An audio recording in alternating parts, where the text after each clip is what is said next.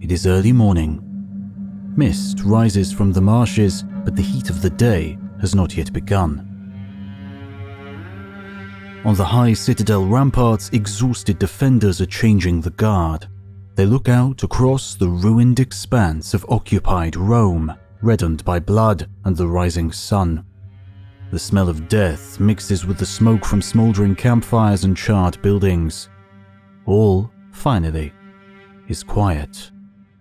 It is in stark contrast to the noise and confusion of the night before, when drunken barbarians slaughtered their way through the broken veins of the Eternal City. The horrified cries of their victims floated on the night air to those on duty behind this last bastion of defense, perched on Capitoline Hill. The walls had been breached. Rome had been sacked. The invading Gauls are already awakening when Gaius Fabius Dorsuo, severe and stoic, discards his helmet and breastplate. Slowly and with purpose, he covers his bare chest with a heavy, cumbersome toga, the traditional costume of his kinsmen and ancestors. He tucks the fold of the garment into a restraining waistband. Tradition demands he must do so when making a sacrifice, and the sacred duty he's about to perform will require unrestricted movement. Then, with a final few words to his armored colleagues, he clambers over the well-manned defenses and climbs carefully down onto the rubble-strewn street beyond. For a moment, both the defenders and the watching enemy are stunned into silence as his single figure resolutely steps forward into the ruined streets. Curious Gallic warriors block his route down from the citadel, but as the Roman approaches, they merely part to let him pass. The jeering and mocking enemy withdraw at his approach, but they do not attack. Perhaps they think this is another trick or a final desperate ploy by his beleaguered soldiers on the Capitoline Hill. Will the Romans come down to die, one by one? But Gaius Dorsuo has a duty to perform, and he will not be deterred. With stoic resolve, he makes his way through the threats and shouts of Gallic warriors, through the debris-strewn streets to the place of sacrifice. His colleagues watch from the many makeshift barriers and defenses of the hill. Dorsuo walks on. He might fail his city, but he will not fail his ancestors or his gods.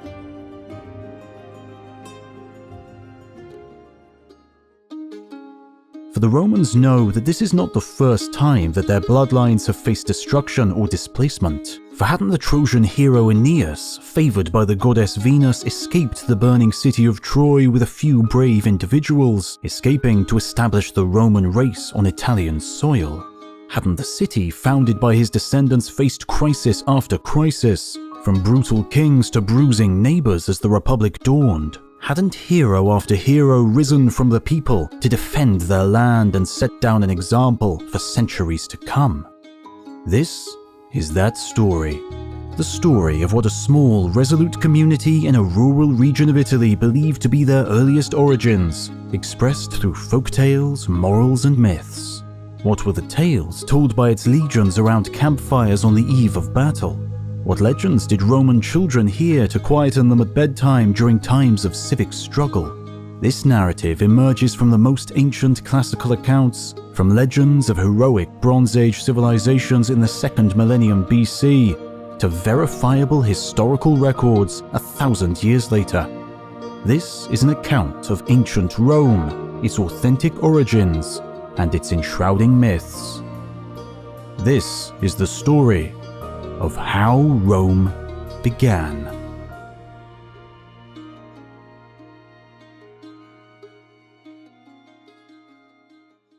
A small force which is highly trained in the conflicts of war is more apt to victory. A raw and untrained horde is always exposed to slaughter, and the long history of Rome's interactions with its neighbours hammer home this point.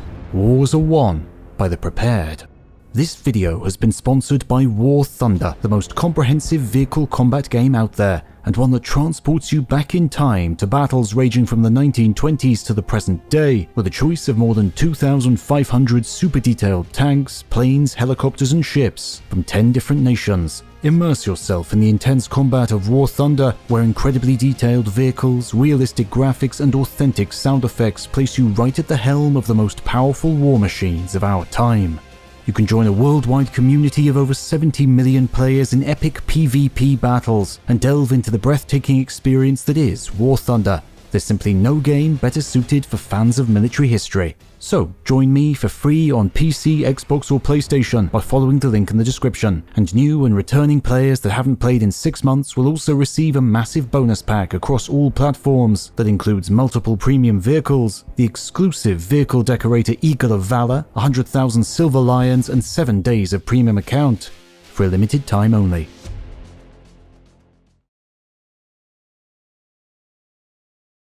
Troy is burning.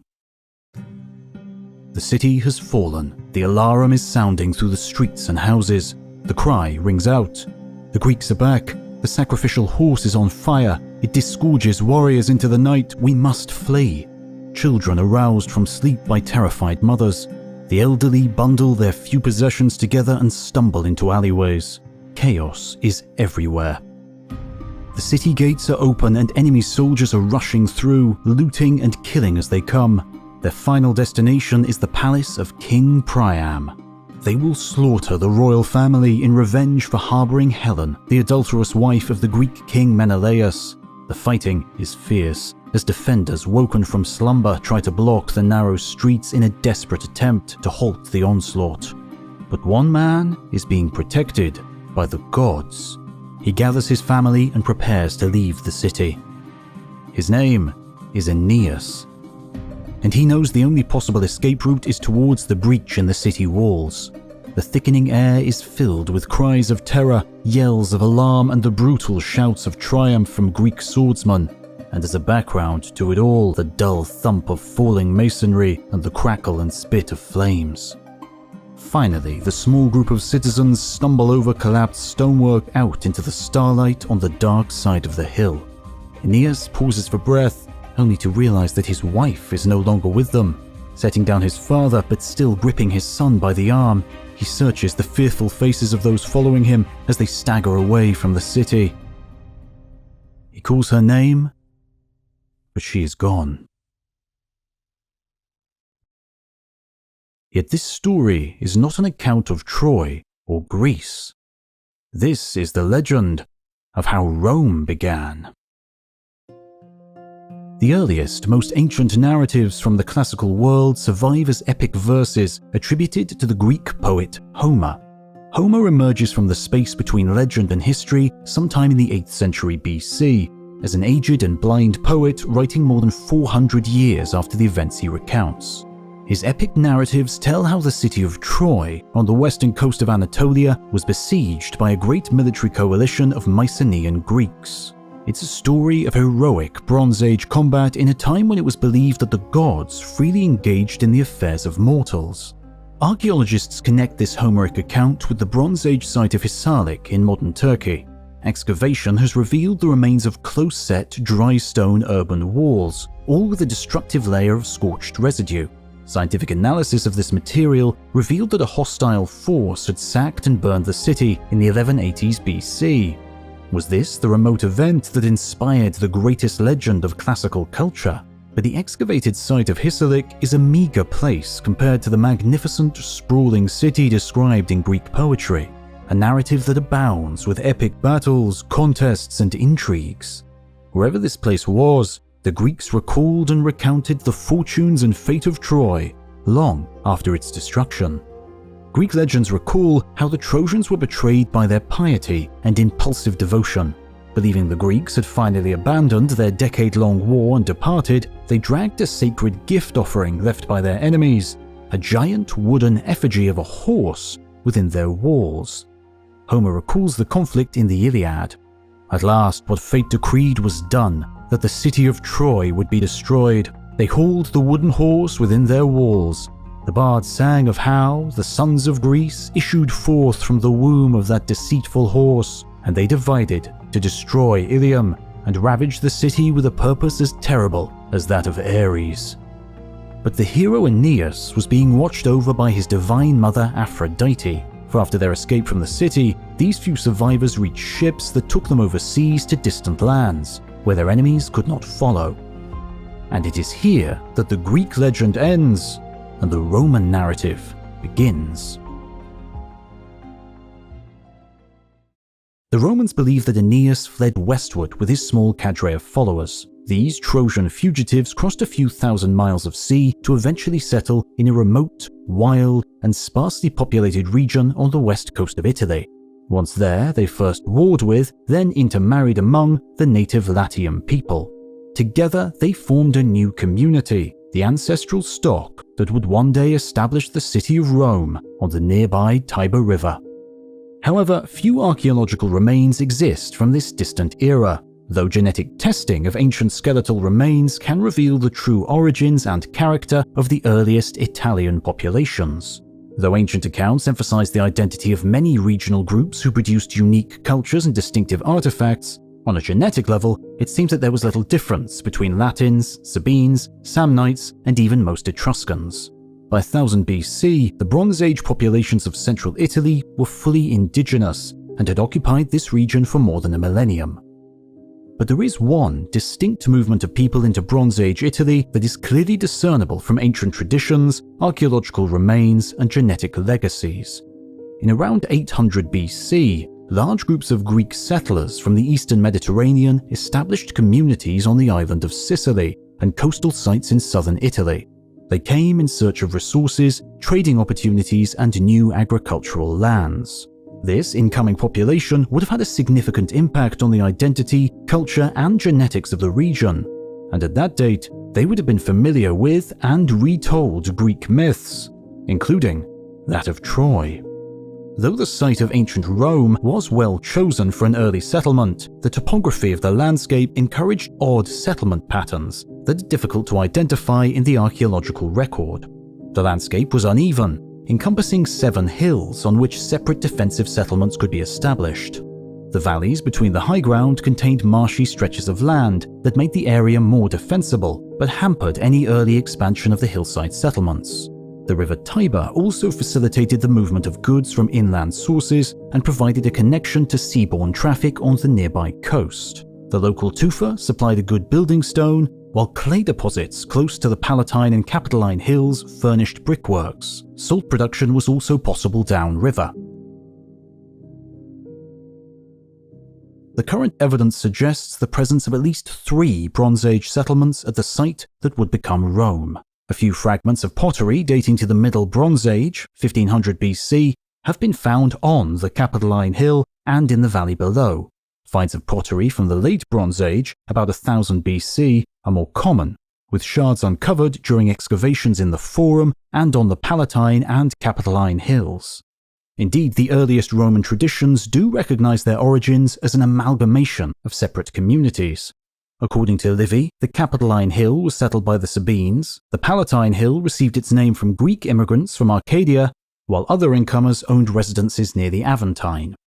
The scarce remains from surviving archaeology cannot confirm these traditions, but there is evidence that inhabitants of early Rome had a shared identity. A grave offering dating to around 630 BC from Tarquinia, just north of Rome, was inscribed with the name Rutilius Hippocrates. This attests to the existence of a man with a Latin first name and Greek second name that had been Etruscanized. It seems early Rome existed at an interface between cultures. But in the 20s BC, at the onset of the imperial era, a court poet named Virgil rewrote and reimagined the Roman foundation myth. Virgil wanted to bolster the propagandist power and political claims of the first emperor Augustus. His epic work, the Aeneid, superseded and eclipsed many previous founding myths of the old Roman Republic. Indeed, the work was so successful that it's now difficult to recover the authentic beliefs of previous generations. Did earlier Romans have a choice of protectors and origin myths? Did the sack of Rome by the Gauls in 387 BC amplify or alter their legend of Aeneas of Troy? Later chronicles claim that 4 centuries had elapsed between the arrival of the Trojan hero in Italy and the establishment of Rome. Every Roman knew the story. Aeneas formed an alliance with the Latiums to merge Trojan and Italian identities.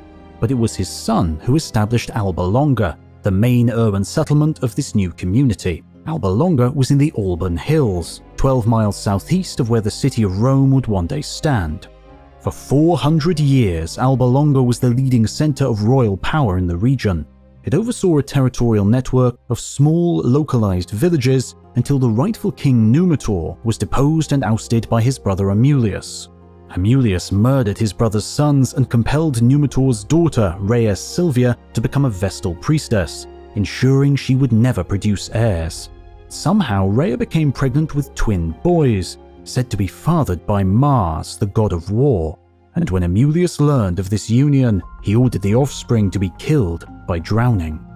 However, the Tiber River had overflowed its banks, so the servants abandoned the newborn babies, exposing them to the elements beneath a fig tree at the base of the Palatine Hill.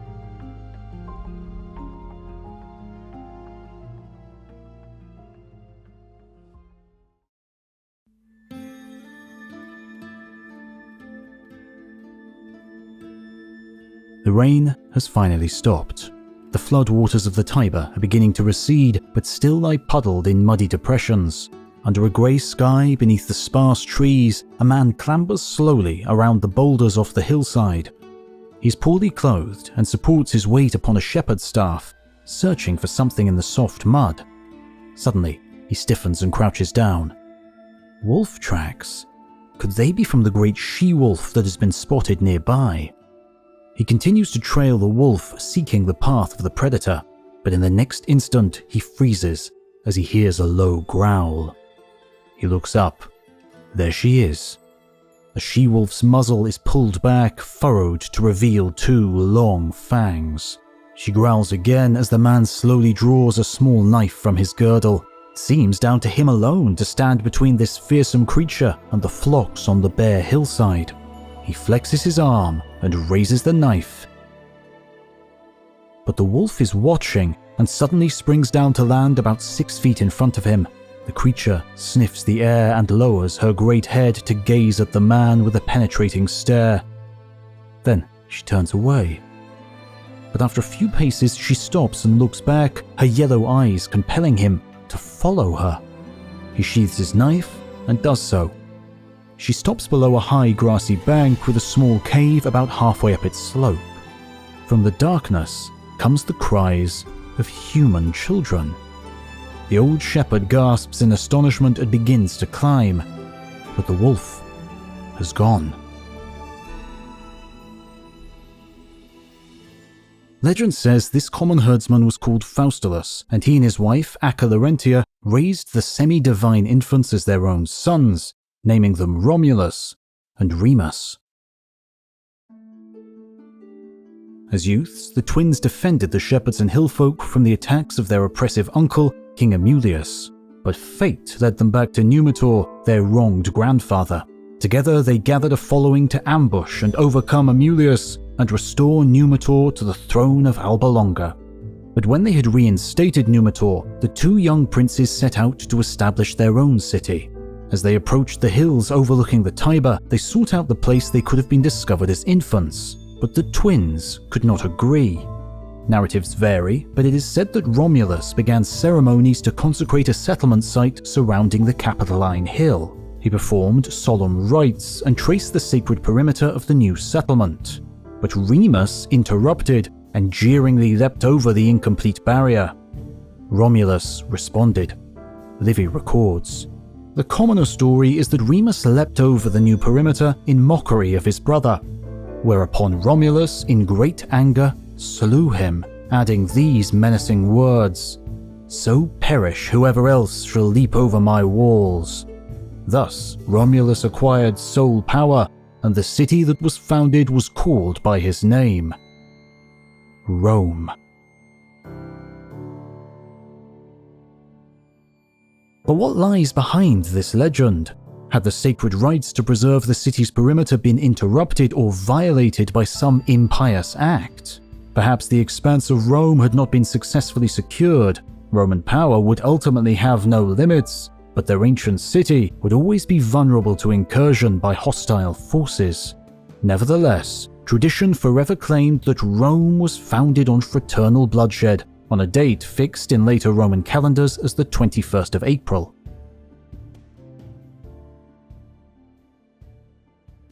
Romulus became king and selected 100 men to form his Senate. This was a special advisory body, a new oligarchy, whose descendants would become the patricians. Then, to swell the population, the new king promised that all who came to the settlement would be made welcome. He invited fugitives, adventurers, and displaced freemen to join his fledgling community. The city grew from these settlers, merging with the population of Latium. Archaeology does not provide evidence for a significant urban site in the Alban Hills that matches the description of Alba Longa, but Rome is a different matter. Though several millennia of construction, rebuilding, and restoration has disturbed or obliterated most of the fragile foundation remains. These remains increased during the era of Romulus, but they could suggest a different origin for the classical city. Perhaps several villages developed on surrounding hillsides, and over time these rural clusters coalesced into the urban core of early Rome. Remains from the 700s BC have been found at Kermulus, part of the Palatine Hill. They are a collection of small oval and square huts.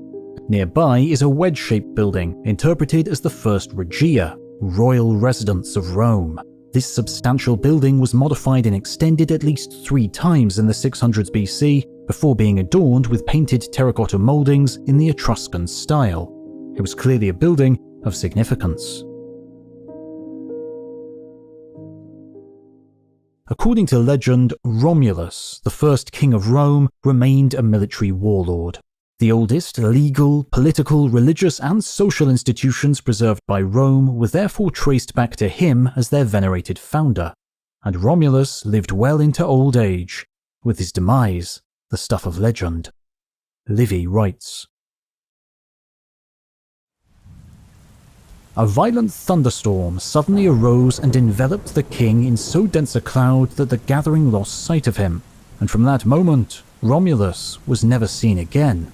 For when the fearful weather cleared and bright sunlight fell upon the royal seat, it was vacant. Some senators had been standing close by, and they claimed that the king had been snatched up to heaven by a whirlwind. This was believed by many spectators, who were rendered speechless by fear and grief. Then a few speakers began shouting their approval. All those who were present began hailing Romulus as a god, the son of a god, the king and father of the city of Rome. But other dim and distorted traditions exist, and they hint that Romulus was secretly killed and dismembered by the senators. So the fate of Romulus was therefore believed to be a magnificent ascendancy to the pantheon of the gods, or a brutal death by conspiracy. This would foreshadow future assassinations and regicides in the long and troubled history of Rome. But again, what of archaeology? Throughout antiquity, the Romans maintained a special shrine on the Capitoline Hill. It was a simple hut, said to be the first dwelling erected on the site. Known as the House of Romulus, it was carefully restored and rebuilt as it weathered through the ages. And in the 1930s, archaeologists excavating among the brick and marble remains of the Capitoline Hill uncovered post holes belonging to a simple wooden hut. Could this have been the building that was the nucleus of Rome, or at least the spot venerated by the ancients? Headlines proclaim the discovery of the hut of Romulus, but this is difficult to verify. Later Roman traditions also venerated something they called the Lupercal Cave. This was a crevice where the Lupa, the female wolf, was said to have preserved and protected the divine twins. The precise location of the Lupercal was lost in late antiquity when Roman emperors converted to Christianity and the sacred chamber was permanently sealed. But in January 2007, an Italian archaeologist named Irene Lacopi made an extraordinary announcement. Her team had been investigating ways to preserve the foundations of the emperor's sprawling palace on the Palatine Hill. They were surveying the remains of the Domus Livia, a northwest section of the imperial residence where public business was conducted. There, within the crumbling remains, the team uncovered something unexpected, an anomaly in the bedrock of the site. There was a fissure in the deep foundations extending downwards far below the surface leading into an enigmatic cavity. Carefully releasing a camera probe into the crevice, there in the depths, 45 feet below, they discovered a vaulted chamber, entirely sealed and untouched since ancient times.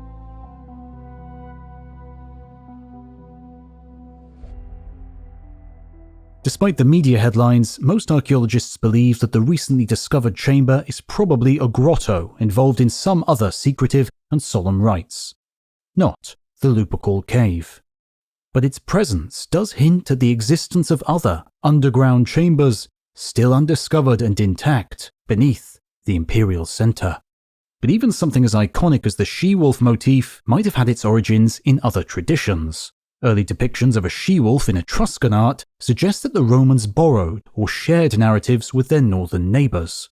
In Bologna, an Etruscan stele from the 400s BC preserves the depiction of a single infant being suckled by a she-wolf, and a bronze mirror from Bolsena carries an even more remarkable image. This was an Etruscan object from the 300s BC and possibly a bridal gift. It depicts a she-wolf with human twins, next to a shepherd and several deities. Perhaps this indicates the Romans borrowed the Romulan motif from Etruscan legends and placed their founder in an older tradition. It was said that Romulus was the first of 7 successive Roman kings. Later traditions present each subsequent king with a unique character and ascribe certain innovations to them to reflect their specific incentives and interests. Consequently, early Roman narratives are often dismissed as morality tales and not genuine history. Many academics believe these accounts were later attempts to make sense of an archaic mishmash of poorly recalled or partially understood developments. Indeed, the later Romans believed that they had been subject to kings for almost 200 years, granting each of the 7 kings an extraordinarily long reign. So perhaps there are some forgotten characters in the sequence, or perhaps the early chronology was artificially lengthened to extend Roman traditions further back into the remote past. It is said that the kings of early Rome were elected monarchs, chosen by popular acclaim rather than by dynastic descent. In the 600s BC, the warlike Tullus Hostilius began a conflict with the mother city Alba Longa. The first battle was decided by a champion contest, with 2 sets of cousins, each triplets from the opposing cities, meeting in the space between the onlooking armies. The Horatii were fighting for Rome. Livy records. After performing their religious rites, the Romans and Albans laid aside their weapons and came out in front of their camps to be spectators for the combat. All of them were armed in the most splendid fashion and dressed like men about to die. When they came near, they gave their swords to their armor-bearers. They ran to one another and embraced, weeping and calling each other by affectionate names. The 2 opposing armies watched the armored champions from a great distance. This combat would decide the outcome of the conflict, the issue of supremacy, and perhaps even the fate of the 2 great cities. For long, intense moments, the 6 soldiers seemed evenly matched. For weren't Rome and Alba Longa a kindred community, with shared heritage and nobility? But to the horror and dismay of the watching Roman army, their champion, Publius Horatius, suddenly turned and began to flee. But what seemed like fear was a tactic, and the 2 armies watched as the Roman turned to kill in sequence his exhausted pursuers. The surviving Roman had held on to his courage and preserved his strength. He had chosen to outwit his opponents, a very Roman trait. King Tullus gained supremacy over Alba Longa, and later, when the mother city had treacherously conspired against Rome, he ordered its annihilation. The population of Alba Longa was absorbed into the expanding Roman domain, and once again, the foundation of Rome returns to the theme of brutality, then amalgamation. But we've only explored these legends from within the flourishing city of Rome. What evidence is there for the rise of the city from outside sources?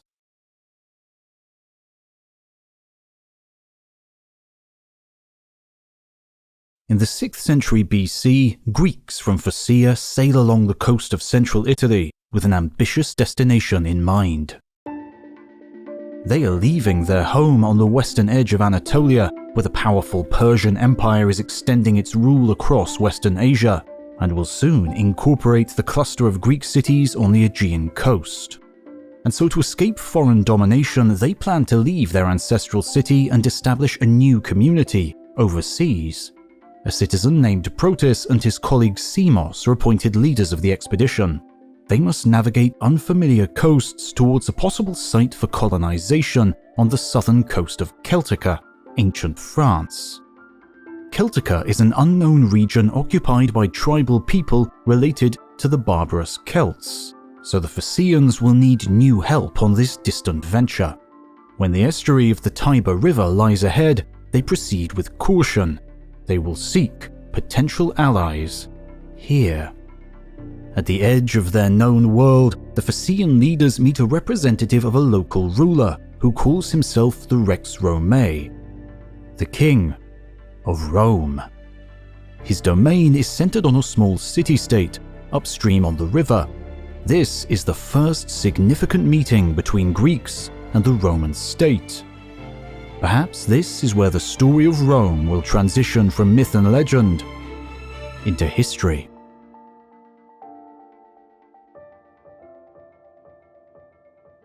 But what can actually be attested about the first Romans? Early Rome and the surrounding Latin communities were on the frontier between the Etruscan city-states to the north and the long-established coastal Greek colonies to the south. The Romans therefore existed between two different cultures and civilizations, absorbing and adapting elements of each. The Roman toga came from the Etruscans, and much of the Roman pantheon seems to have been adapted from the Greeks, created by a cultural amalgamation with their gods. The early Greeks recognized these connections and offered intriguing explanations for parallel beliefs and customs. And centuries later, these same narratives were used to vindicate Roman expansion into Hellenic territories and their eventual conquest of Greece. Later Greeks preserved myths and traditions connecting Greece to Italy through characters in the Iliad. Other Greek legends connected Odysseus, the hero of the Odyssey, with several early Greek sites in southern Italy. A Greek author named Dionysius reviewed these legends when writing a history of Rome in the 1st century BC. He read old, respected accounts written by Greek historians in the 400s BC. Dionysius records, that author writes that Aeneas sailed to Italy from the land of the Molossians, western Greece. He came with Odysseus and became the founder of a city, which he named after one of the Trojan women, called Rome. Later writers formed their own narratives to explain similarities between Roman traditions and early Greek customs. The Romans were warlike, so could there be a connection to Sparta? Writing in the 1st century AD, Plutarch suggested that King Numa had been influenced by a Spartan athlete named Pythagoras. Plutarch writes, a Spartan named Pythagoras was the Olympic victor in the foot race for the 16th Olympiad. This contest occurred in the 3rd year in which Numa was king of Rome. This Pythagoras later traveled around Italy, where he made the acquaintance of Numa and helped him arrange the government of the city. Consequently, many Spartan customs were mingled with the Roman tradition as Pythagoras taught these concepts to Numa. This was the narrative favored by many Greeks. In this retelling, it was the competitive martial element of Greece that had inspired Rome and set it on the path to world domination.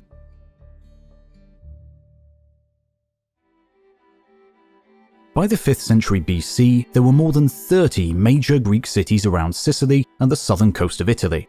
Due to these prosperous and influential communities, this region became known as Magna Graecia, or Greater Greece. The closest Greek cities to Rome were Capua and Neapolis, only 130 miles south by road or 2 days sailing.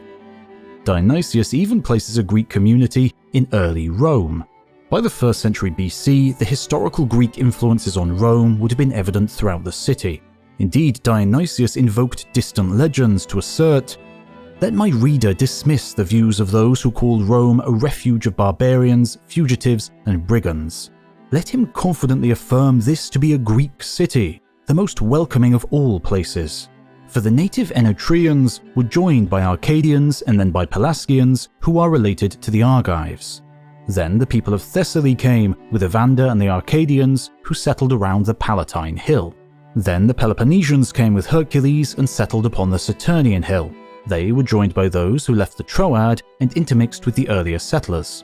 So you will find no community that is more ancient or more Greek than Rome. Archaeology confirms that the Greeks had a strong presence in southern Italy during the 700s BC, the era attributed to Romulus and the founding of Rome. But it wasn't just Greeks. There were other communities influencing the development, culture, and composition of early Rome. According to Roman traditions, a 6th century king of Rome was a man of Etruscan descent named Servius Tullius, who seized power in about 578 BC. But the Etruscan accounts offer a very different version.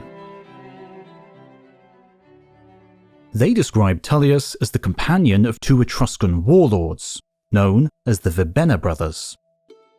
This alternative tradition was mentioned by the Emperor Claudius, who had studied antiquated Etruscan accounts of the distant past. Indeed, in an important speech, Claudius stated, "Servius Tullius was born to Acresia, a captive woman. But if we believe the Etruscans, he was a most faithful companion of Caelius Vibena and accompanied him in all his various adventures. He left Etruria with part of his army and settled in Rome on the Caelian Hill. He named this place after his leader, Caelius." And other remarkable evidence confirms the antiquity of this Etruscan tradition. A subterranean stone tomb was found near the ancient Etruscan city of Volci in central Italy. The tomb, which dates to the 300s BC, belonged to a prominent Etruscan family called the Sates, who claimed descent from an ancestral figure named Vel Sates. One wall of the main chamber has a scene from the Iliad, while another shows combat between pairs of archaic warriors. The warriors are labelled with their names and in some cases their place of origin. This scene shows a skirmish between the Vibena brothers from Volci and a group of rival warriors from Suana, Volsini, and Rome. The famous brothers are represented, Aulus and Caelius Vibena, along with Mastra, the future Servius Tullius. And so from Greeks to Etruscans, historical Rome emerges from a confusing and conflicting range of rival cultures and traditions.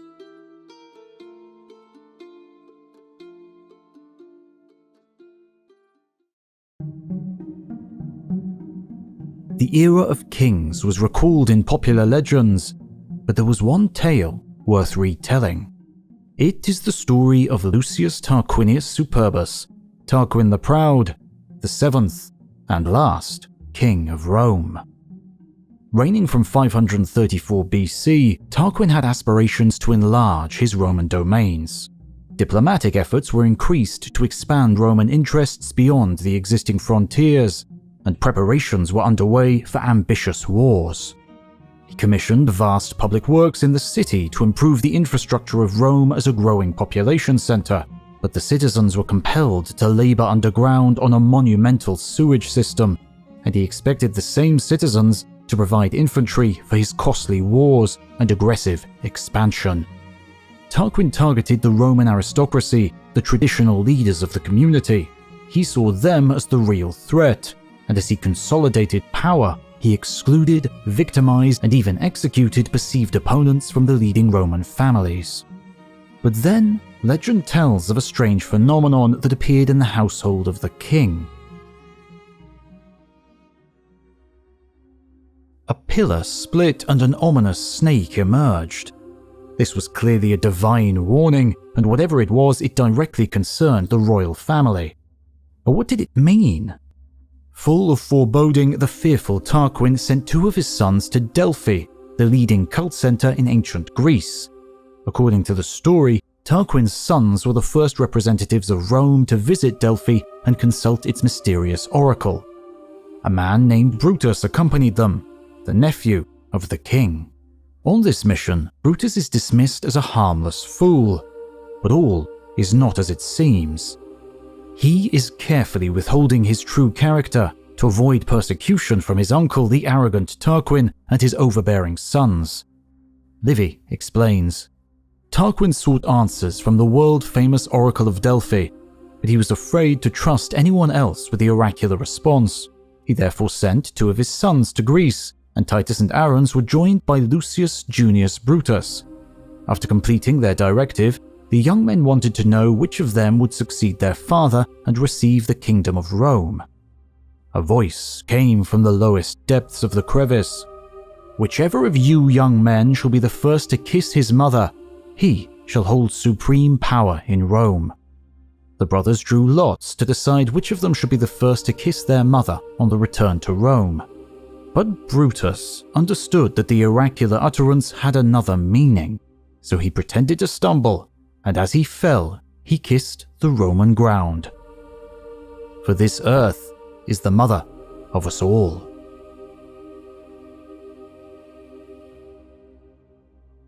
Lying collapsed in the city dirt, Brutus had the ambition to lead and a destiny that would change Rome forever. By 509 BC, popular uprisings were in progress across the Mediterranean. Athens was about to oust its last tyrant and install a proto-democracy where male citizens could determine the politics of the state. Did astute Brutus learn this on his journey through Greece? Did he wonder if Roman tyrants could be overthrown by a demagogue, a leader of the people? But the idea alone was not enough. It would take luck and a surge of popular outrage to bring down the tyranny of Tarquin the Proud. The provocation for action was yet another outrage conducted against a member of the aristocracy.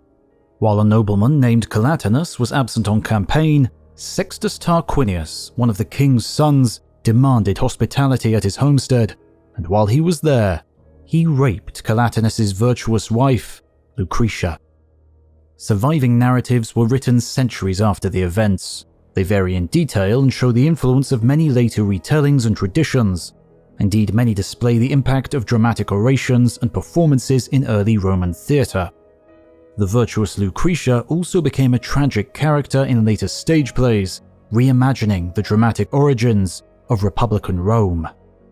Livy visualizes Lucretia summoning her husband Collatinus and her father Lucretius to the household where the crime occurred.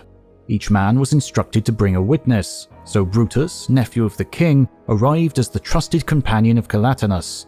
Tradition recalls that the dishonored woman then plunged a dagger into her own chest before any of the astonished witnesses could intervene. Livy writes, "While the men were still occupied in their grief, Brutus pulled the knife from Lucretia's body. He held it up before them, all besmirched with her blood, and declared, 'By this blood most pure, and by this outrage of the king's son, I swear to you and to the gods to witness that I will uphold my oath. I will drive out Lucius Tarquinius Superbus, together with his cursed wife and his whole brood. I will not suffer them, or any other man, to reign in Rome.'"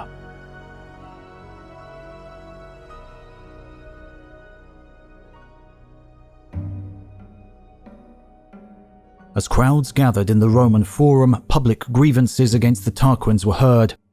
Brutus used his position as tribune to summon the Curiae, an assembly of patricians who could devise and enact state laws.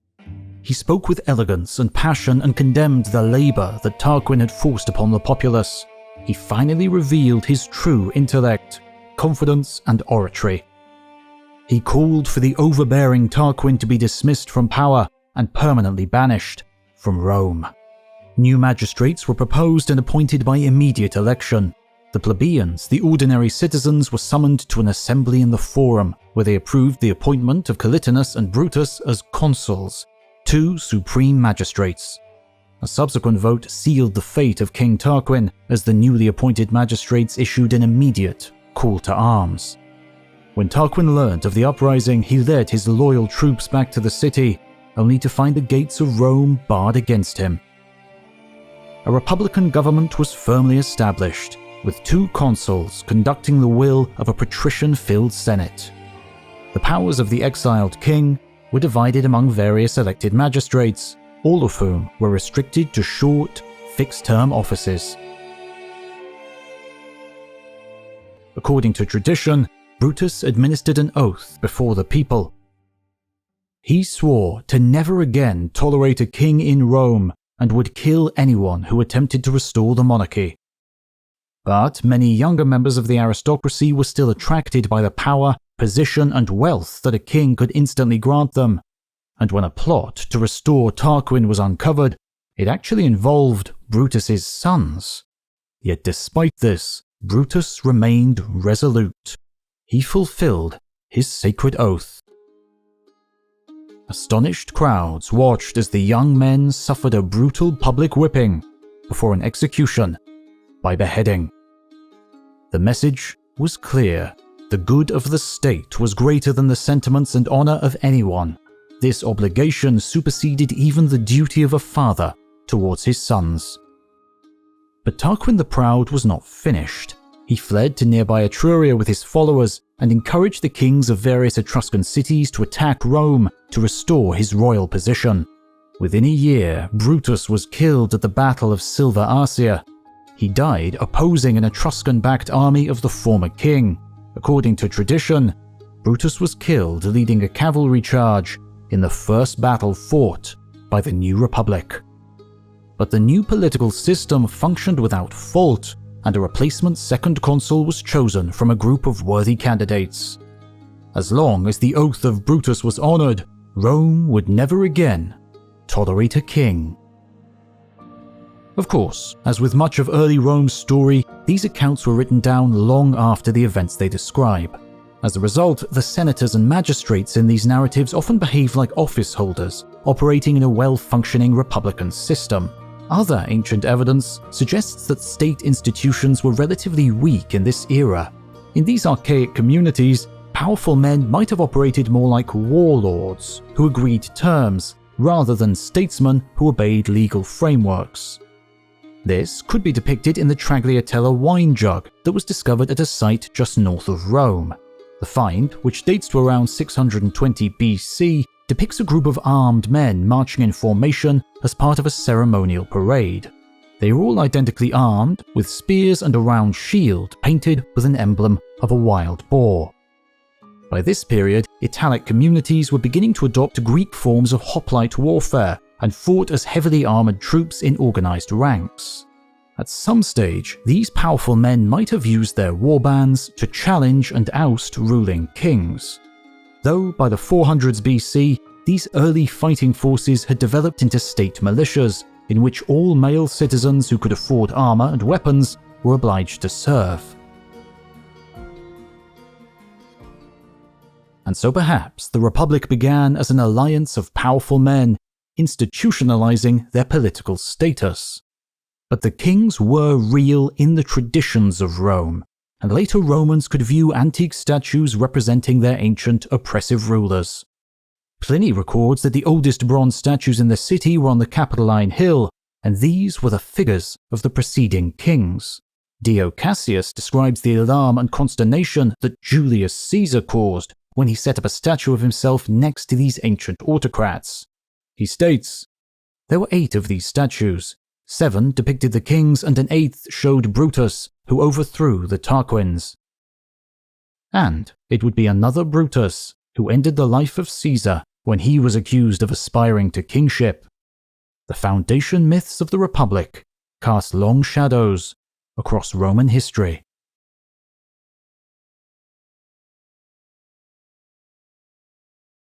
A mighty Etruscan army is advancing on Rome.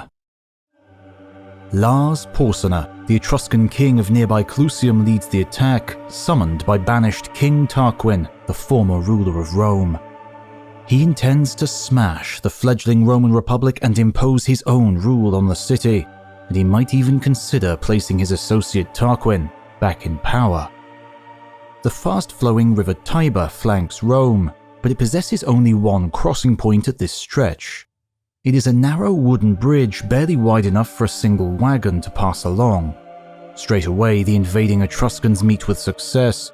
They defeat and rout Roman forces gathering on the banks of the Tiber. The Roman defenders flee from the battle site in panic, abandoning all defensive positions. Giving in to fear and oblivious to duty, soldiers push each other out the way as they rush across the simple planking of the wooden bridge, seeking refuge behind the reassuring city walls of Rome. But one man understands the gravity of the situation. The Tiber is a formidable barrier. If the bridge remains in Roman hands, the Etruscan army will have to detour many miles to find an equivalent crossing. The defending Romans must hold this single objective, or else destroy it. This man holds on to his courage and decides to act.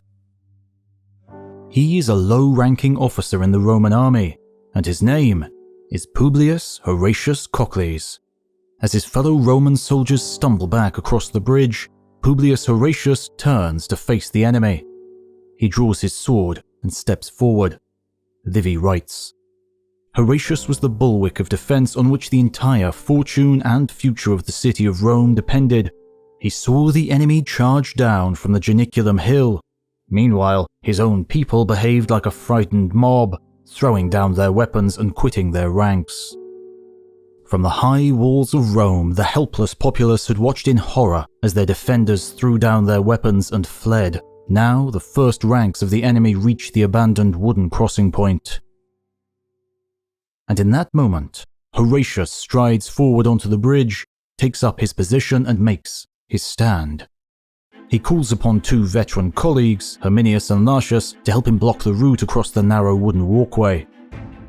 They resolutely obey and stand on either side of the young commander. Gripping their swords and shields, the Roman champions stand ready for a contest that to many must have seemed hopeless. The first sacrifice of men on behalf of a new republic. But clad in their protective bronze armor, these three champions of Rome become formidable opponents on that confined walkway. The enemy cannot overwhelm and surround them with sheer force of numbers due to the narrowness of the crossing. Every moment matters, for as the champions stand firm, their comrades suddenly turn back and regroup. They realize the tactic has bought them time, and they can destroy the crossing if the three men can hold back the fury of the oncoming enemy army, even for a short time. They begin to hack frantically at the woodwork structures of the bridge. Livy recalls the legend. Horatius commanded them to break down the bridge with steel, with fire, with any instrument at hand. He vowed that he alone would receive the onrushing enemy. Then he strode onto the bridge. He was an obvious target amid his timid comrades. Horatius drew his sword, covered his body with his shield, and prepared to do battle at close quarters. When the first rush of the enemy comes, the three valiant defenders successfully withstand the onslaught. But when Lartius and Herminius view the collapsing structure behind them, they withdraw from the tottering, collapsing bridge. Horatius is left standing alone. Undeterred, he cries out challenges to the Etruscan nobles. When they realize that the platform behind Horatius is collapsing and the crossing will soon be gone, the Etruscans make a final desperate charge. Livy describes the crash of the falling bridge and the cheers which burst from the throats of the Romans.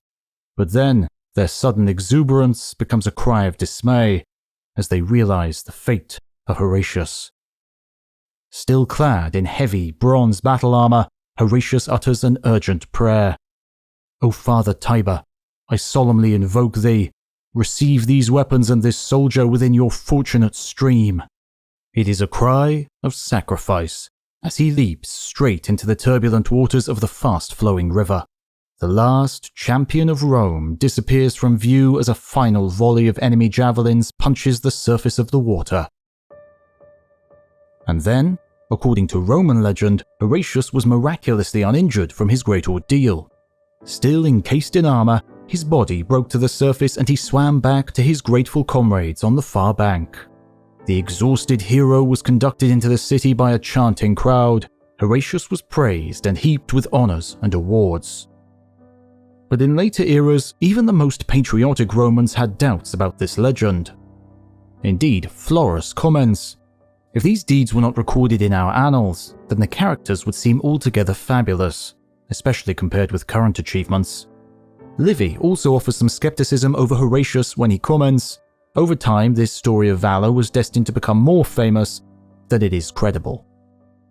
But the Greeks told a harsher story. Polybius has Horatius die defending the collapsing bridge. However, foreign commentators clearly understood the Roman message preserved within the legend. Polybius records, Horatius deliberately sacrificed his life because he valued the safety of his homeland. His own future reputation mattered to him more highly than his present life, or even all the years of existence remaining to him. This is how Roman customs encouraged their populace to desire and emulate noble deeds. It was said that a statue of Horatius Cocles was erected in the Comitium, the large open place in the Forum where the citizen assemblies were held. It served as a prominent example of duty, and all Roman citizens called to that place to decide the action of state did so under his image. By the imperial era, the heavily eroded statue standing on the slope of the Capitoline was barely recognizable. Nevertheless, Pliny believed the myth of Horatius and records, this man single-handedly prevented the enemy from crossing the Sublician Bridge, and his statue remains standing to this day.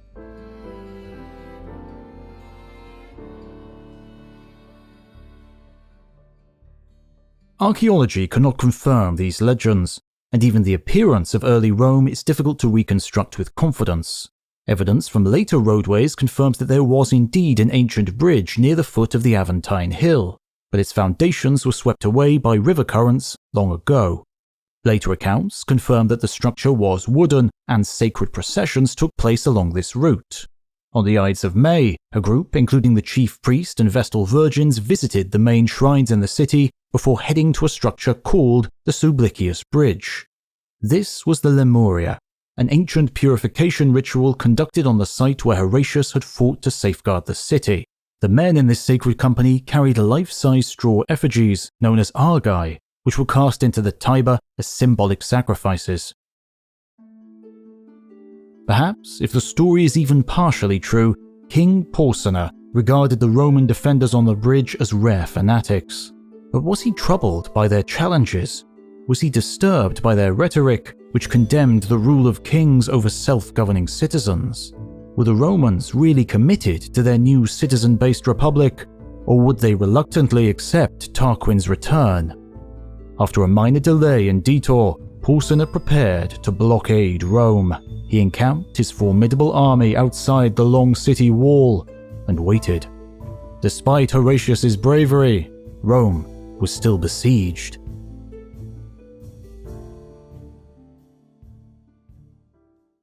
A Roman youth named Mucius Cordus receives the approval of the Roman Senate for a bold deed. He will assassinate Lars Porsena.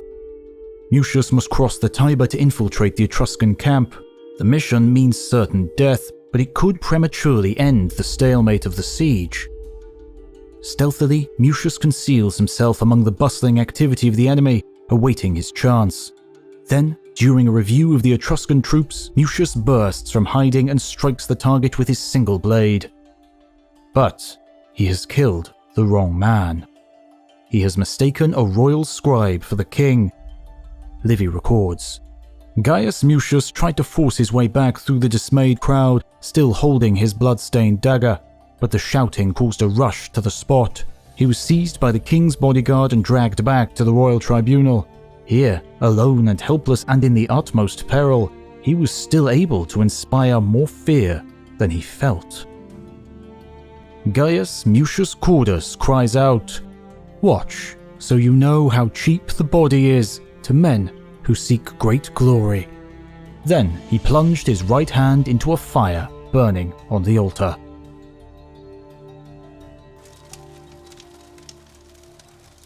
He kept it roasting there as if he felt no sensation of pain. The next declaration made by the determined youth causes even greater concern. "I am Gaius Mucius, a citizen of Rome. I came here as an enemy to kill my enemy. I am as ready to die as I am to kill. We Romans act bravely, and when adversity strikes, we suffer bravely. I am not alone in having taken this resolution against you. There is a long list of those who aspire to the same distinction. Decide now if you want to fight for your life every day. You will fight against armed foes who will even enter your royal tent. For this is the war which we, the youth of Rome, have declared against you. You do not need to fear ranks of troops in pitched battle. This matter will be settled between you alone and a single one of us."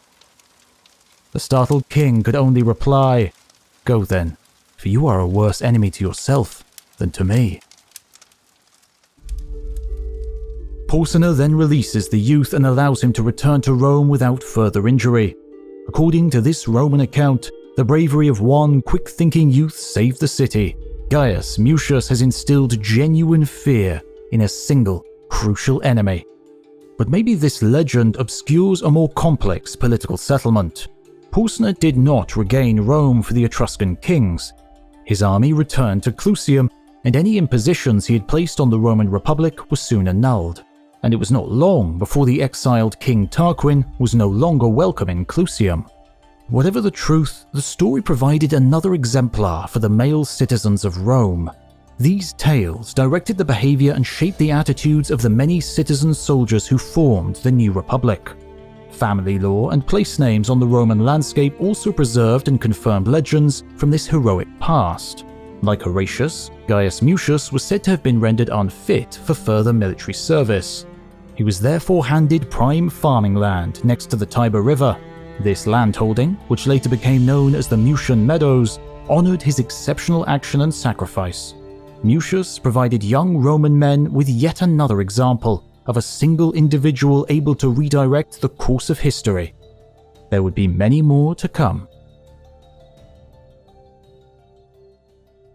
Indeed, even in this early period, Rome was recognized as an eminent power. The first treaty between Rome and the city-state of Carthage in North Africa was probably agreed soon after the Republic was declared. Polybius had seen ancient bronze tablets inscribed with these treaty arrangements. He records, "I include a translation that is as accurate as I can make it, but the ancient language differs so much from current Latin that even the best Roman scholars have great difficulty interpreting it. The treaty states, 'The Carthaginians shall do no injury to the people of Ardea, Antium, Laurentium, Terracina, nor any other Latins subject to Rome.' This suggests a Roman influence extended up to 60 miles south of the city, and the names of the consuls Brutus and Marcus Horatius were attached to this bronze inscription, which may have been stored in the Capitoline treasury close to the Temple of Jupiter. According to tradition, Rome established a peace treaty with the main Latin cities in the 490s BC, but other rival communities continued to harass and endanger the Republic. An Italic tribe called the Equi occupied a stretch of the Apennine Mountains on the eastern flank of Latium. But perhaps the greatest danger came from the north, where Etruscan cities such as Veii remained powerful rivals. Rome was not safe yet, neither from without or within.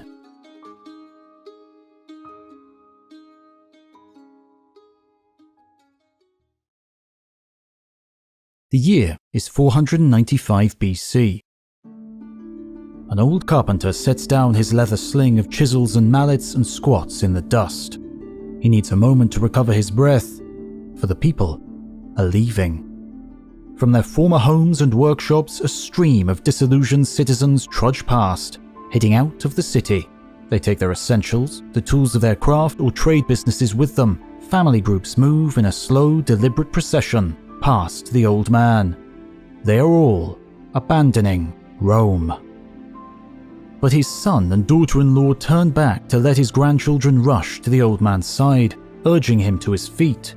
His son tells him to rouse himself, for the new settlement will need construction workers like them. There will be buildings for shelter and palisades for defense. The tent makers and stonemasons are already ahead of them on the path.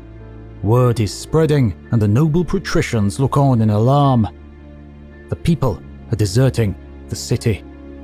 But what has happened to divide the Roman citizens and tear through the fabric of the Republican state?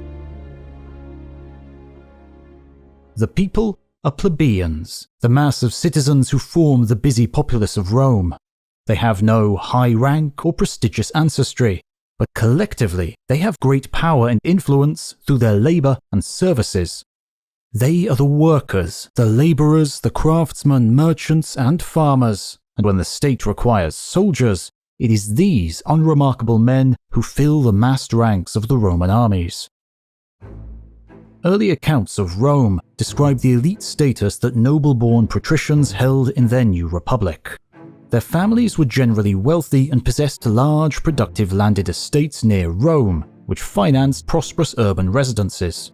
Their power and prestige were enshrined in the sacred cults and customs of the city. But this wealthy minority also monopolized political power to promote the interests of their own elite. Only candidates from the patrician order could progress through the hierarchy of magistrates and hold one of the two consulships, the supreme political and military offices of state. The supporting offices of tribune were likewise confined to men of distinctive social class. This meant that the Senate, which gained new members from former high magistrates, was exclusively patrician. The governance of the Roman state, the enaction and enforcement of its laws, and even the creation of new legislation was a patrician privilege and monopoly. Of course, this was only tolerated while the patricians maintained and protected the interests of the plebeian population, a growing majority. But warfare had increased the social and political pressures on Roman society, introducing discord and provoking conflict between the classes. In this era, Roman territory was encircled by many rival states and hostile foreign communities. Warfare was therefore continuous, and almost every summer armies were mobilized for vicious territorial campaigns. Military levies kept Roman citizens away from their urban livelihoods, or returned men injured, maimed, or not at all. Many struggling citizens were compelled to take out loans from wealthy patrons, and when they could not repay the amount with interest, the full force of the legal system was used against them. With their punishments approved and authorized by the state, debtors were subjected to beatings or imprisonment. The plebeians agitated for legal reform and debt assistance, but the Senate ignored or rebuffed their appeals. The plebeians were suffering, but how could the masses oppose unfair legal practices and gain effective representation in state affairs? And so, at this crucial juncture, in the Roman Forum, the busy public square where the main business of the city was conducted, an old citizen comes forth. He painfully makes his way through the crowds who part to let him pass by. The interruption is unexpected, but many in the crowd know this man, or at least have fought alongside men like him in the citizen-based armies of Rome. Livy records. An old man suddenly appeared in the forum with proof of the many misfortunes he had suffered. His clothing was covered with filth and his physical form was repellent due to his corpse-like pallor and emaciated frame. His unkempt beard and hair made him look like a wild man. Despite his disfigurement, he was recognized by the pitying bystanders. They said that he had been a centurion who had gained military distinctions. The man bared his chest and showed them the scars he had received in many conflicts when he had fought for Roman honor. By now, the crowd had almost grown to the size of an assembly of the people, and the man was repeatedly asked, "Why are you in tattered clothing? Who caused you this harm?" Onlookers recall the camaraderie of their shared military service, and as the uproar increases, they act in bold unison. If the leaders in Rome abuse and disrespect them, then they will form a new community outside of the city. Men who have engaged in campaigns and formed military encampments know what they must do. Almost spontaneously, the plebeians head back to their homes to gather up what is required and organize their wider families to leave with them. Within hours, the masses are streaming out of the city, heading to Mons Sacer, a sacred hill several miles from Rome. Here, they plan to set up basic defenses and establish their own encampment and community in defiance of patrician Rome. This protest has the momentum of a general strike. The city was rapidly emptied and the center lay abandoned by the masses. All business and labor tasks now ceased in Rome. Shops and workshops closed, and the supply of produce, labor, and resources stopped. Without the plebeians, the depopulated city was an empty shell, without services or protection. The arrogant patricians found themselves isolated and impotent. This action was the first of the Secessio Plebis, the plebeian secessions, a political weapon using collective action, not violence, to achieve its aims.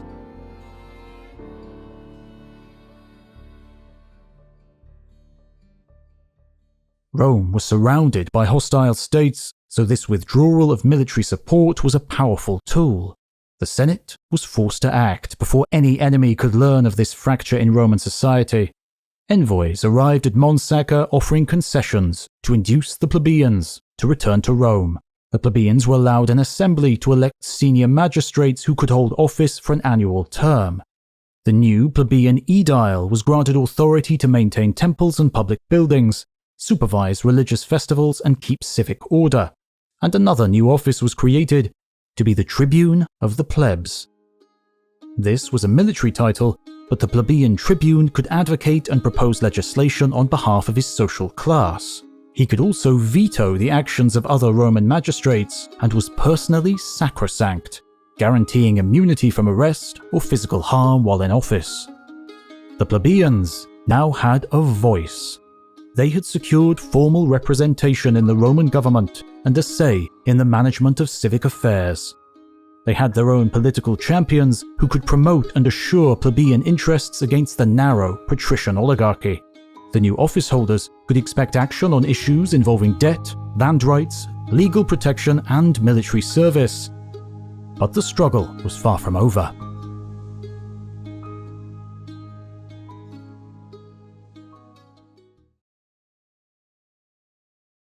"12 bronze tablets are displayed prominently in the Roman Forum.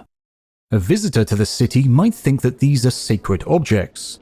In fine and careful script, the lines of text are sharply inscribed on the bright bronze surface.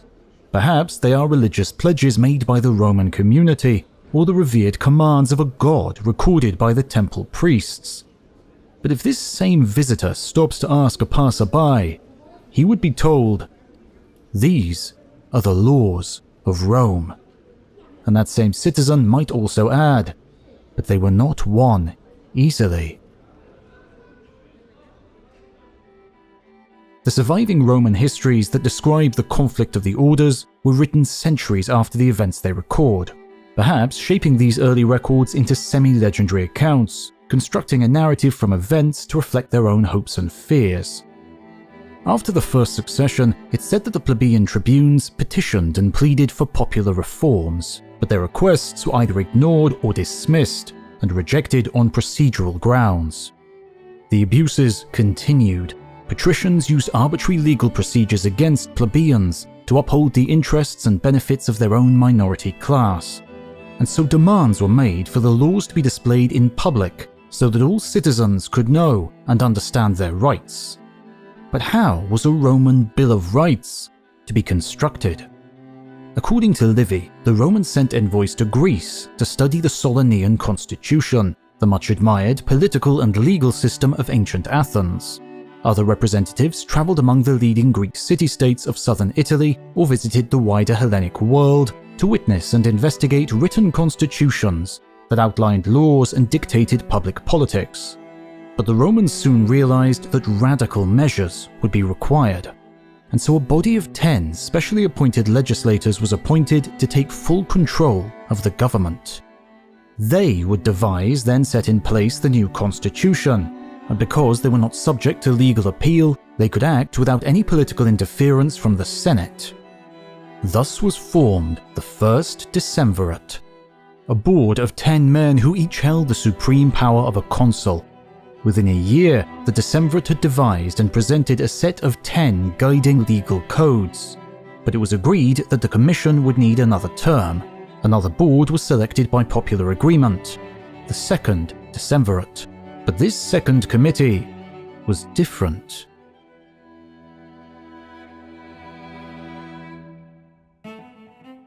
It was formed from ambitious men who had carefully observed and understood the possibilities offered by this unique office. With mutual support, this new decemvirate clung to power. They procrastinated, obstructed, and finally opposed any attempts to restore the traditional high offices of state and permit popular elections for the senior magistrates. Each Decemviri, with his personal bodyguard of lictors, became a source of dread.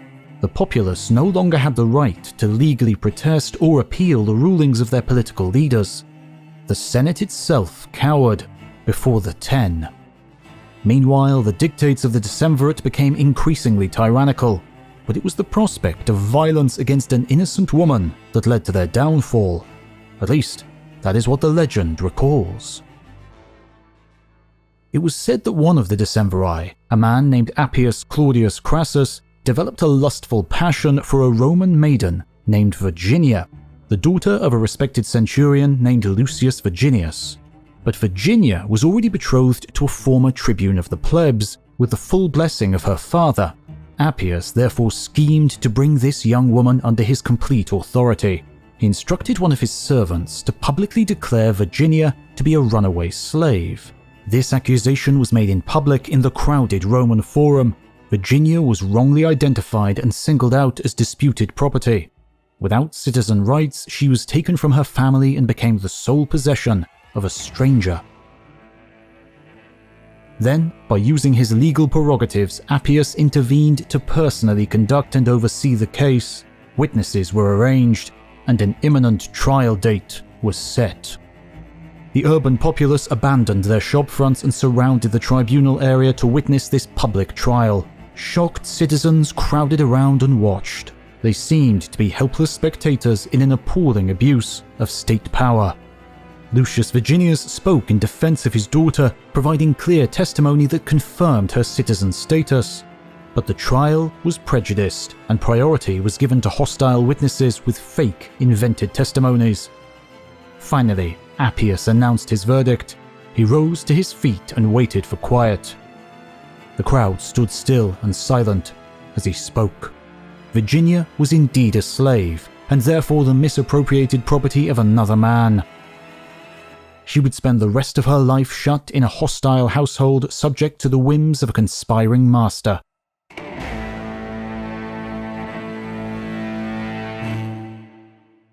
But even more than that, it was now apparent to the people that in future, no record or testimony could protect them.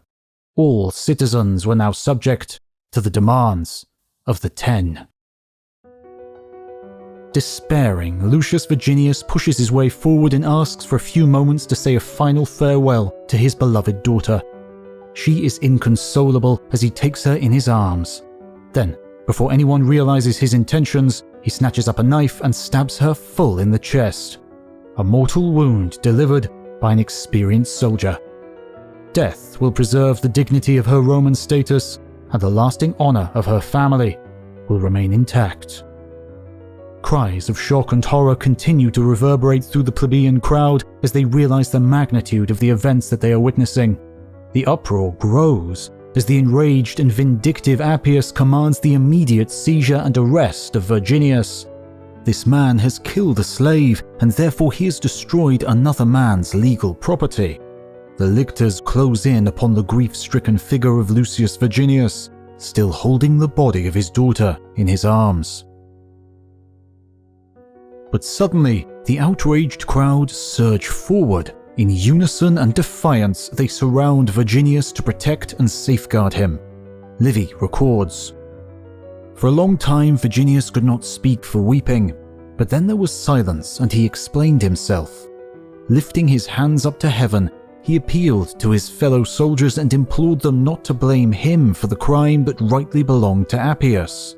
They must not look upon him in horror as the murderer of his children, for he hoped to avenge her death with the aid of his fellow soldiers, since they too had daughters and sisters and wives. And so this was the beginning of the end for the 10.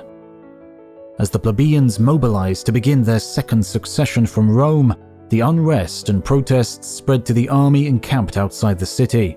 Realizing they had lost control over the populace, the Decemvirate quickly conceded to senatorial demands. They resigned their commissions and reinstated the consuls. The Senate then sent envoys to the plebeian encampment, urging them to return to Rome and promising a greater share of future political power. The former Decemvirate now had the status of ordinary citizens, and most of them fled into exile to avoid retaliatory prosecutions or more severe, vengeful measures. But Appius was detained because of his cruelty and blatant misuse of state power.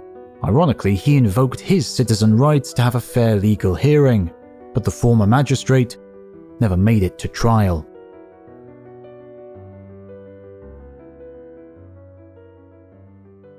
With the Republic restored, the new legal code demanded by the citizens was finally agreed and enacted. The law of the 12 tables was presented in the forum for all citizens of Rome to see. It was a permanent monument inscribed in bronze that informed each Roman of their civic role and safeguarded essential rights. Much of the text codified and consolidated well-established institutions involving the Roman family, but the most significant passages outlined the legal limitations, actions, and sanctions of the state. They dictated basic procedures for capital offenses and defined serious crimes, including intentional homicide, treason, perjury, judicial corruption, and vicious slander. From now on, it was not just the educated elite who would benefit from detailed knowledge of the state legal system. Every citizen could avoid exploitation by knowing the limitations of the magistrates and could safeguard their own rights and responsibilities within the law. And so the 12 tables formed the core of the Roman legal system. They became an enduring feature of Roman society with a long legacy that extended down through the Republic and even into the legal apparatus of the later empire. Unfortunately, however, the original law codes are no longer in existence. Most passages must be reconstructed from brief excerpts and quotations expressed by later writers. Nevertheless, they were an important development for the Roman state and a leading concept in world history. In the late Republic, the Roman statesman Cicero looked back upon these legal arrangements and concluded, "The short passages that form the 12 tables are the foundation and source of our laws, and it seems to me that they have greater significance and authority than all the libraries of all the philosophers, for they are truly unsurpassed in their abundant utility." The existence of a stable and well-defined legal system reduced political discord and prepared Rome to achieve further power and status across Italy, and then throughout the known world. It is not known for certain how the office of dictator came into being, but the role may have emerged in the first few decades of the new Roman Republic. Sometimes, especially in times of war, one man was required to overrule the political rivalry, bickering, and indecisiveness of the Senate. Sometimes it was necessary and desirable for a supreme commander to organize, deploy, and lead the combined forces of Rome and its Latin allies. In these instances, a single serving consul could nominate a worthy man to take up the role of dictator. Often advice would be taken from the Senate, but it was the consul alone who was expected to respond to a crisis by appointing someone who was then granted enhanced state powers. The Roman dictator had supreme, king-like authority, but he was only appointed as a short-term office holder in times of extreme emergency. His political and military powers were almost absolute, but his mandate was restricted to the particular crisis or threat which had required his appointment. Other magistrates continued in office for their assigned year, subordinate only to any specific commands from the dictator related to his causa, his essential mission. It was a complex mix of requirements, but all agreed the office of dictator was essential to the survival and success of the Roman Republic. The ideal dictator was expected to be a savior of the state, who could reject the lure of any further power and glory and would quickly leave his empowered position. Indeed, dictators were forbidden to appear before the people of Rome mounted on horseback, to avoid appearing aloof like the arrogant kings of previous eras. And so, in 458 BC, a group of senators left the bustling city of Rome in search of such a man. For Rome needed a dictator. The city was under attack from multiple quarters. Military raids by the Sabines had reached the outskirts of the city, and the Equi, who occupied the Appian Hills east of Rome, threatened even greater destruction. The Roman state was struggling. The consuls had levied 2 armies and marched forth to meet the threat. Consul Minucius encamped near Mount Algidus, hoping to engage the main military force of the Equi, but as night fell, his army had been outmaneuvered, surrounded and blockaded by a superior force. The other consul reviewed the seemingly hopeless situation and despaired. The fate of an entire Roman army was at stake. In the panic that followed, he called upon the Senate to immediately nominate a dictator. And one name was uttered and approved by everyone of merit: Cincinnatus. And so Cincinnatus accepted the summons and headed to Rome to fulfill the sacred rites that would confirm his position as the most powerful man in the state. He set to work immediately, addressing an assembly of the citizens and ordering every man of military age to gather in the Campus Martius, the Field of Mars, in an immediate citizen levy. This reinforcement army then undertook a forced march to reach Mount Algidus by nightfall. Once there, they erected their own palisades to place the Equi under a counter-siege. At dawn, the Romans signaled to their besieged comrades, and Cincinnatus ordered an immediate attack.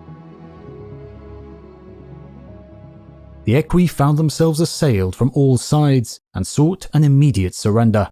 Cincinnatus detained their leaders and permitted his men to plunder the enemy camp. Indeed, they made the enemy captives pass under a yoke. This was a bar made from a heavy spear that resembled the yoke that Cincinnatus used to harness his own oxen on the farm.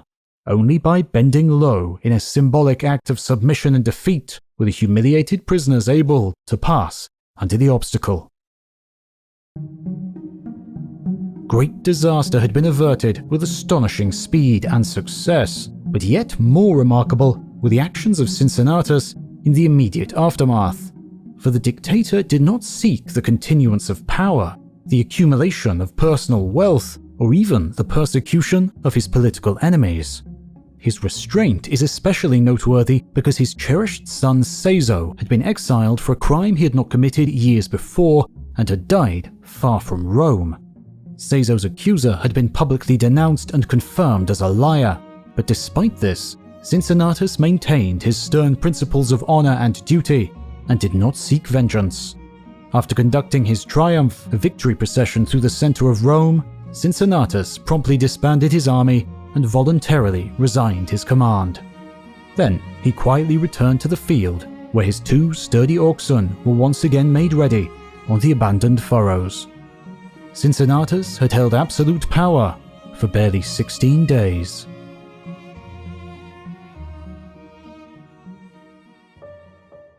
Some say the Cincinnatus presented in the ancient accounts was more of a legend than a historical figure.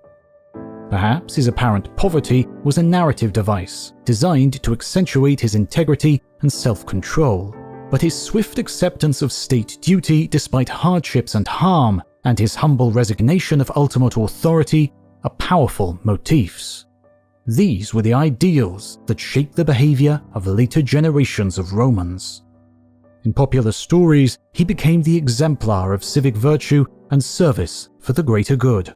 His story demonstrated to all how a powerful man must display humility and restraint. In later years, Pliny the Elder marveled at how a former head of state might have labored on his own farmlands. The concept seemed incredible in an era where the Roman elite maintained vast gangs of slaves to tend their vineyards. However, it was said that the young Julius Caesar looked to a different exemplar for his political ambition.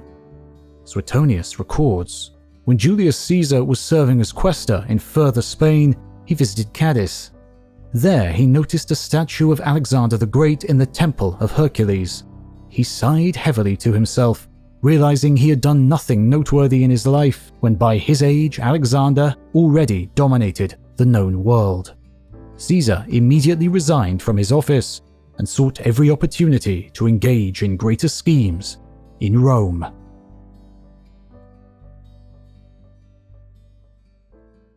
Though it would not just be the latest Caesars that had a taste for imperial expansion.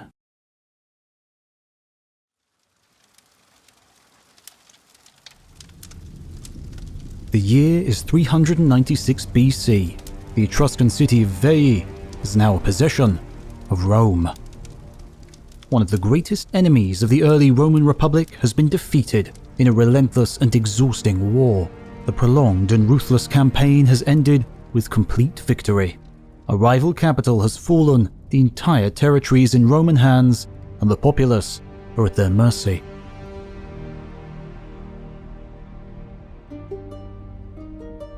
Veii was an important Etruscan city situated about 10 miles north of Rome. Just upstream from Roman territories, as far as Rome was concerned, this strategic city was a competitor.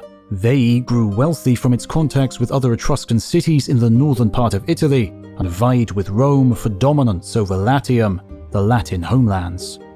Tradition records over 3 centuries of intermittent conflict and occasional alliance between the rival cities of Veii and Rome.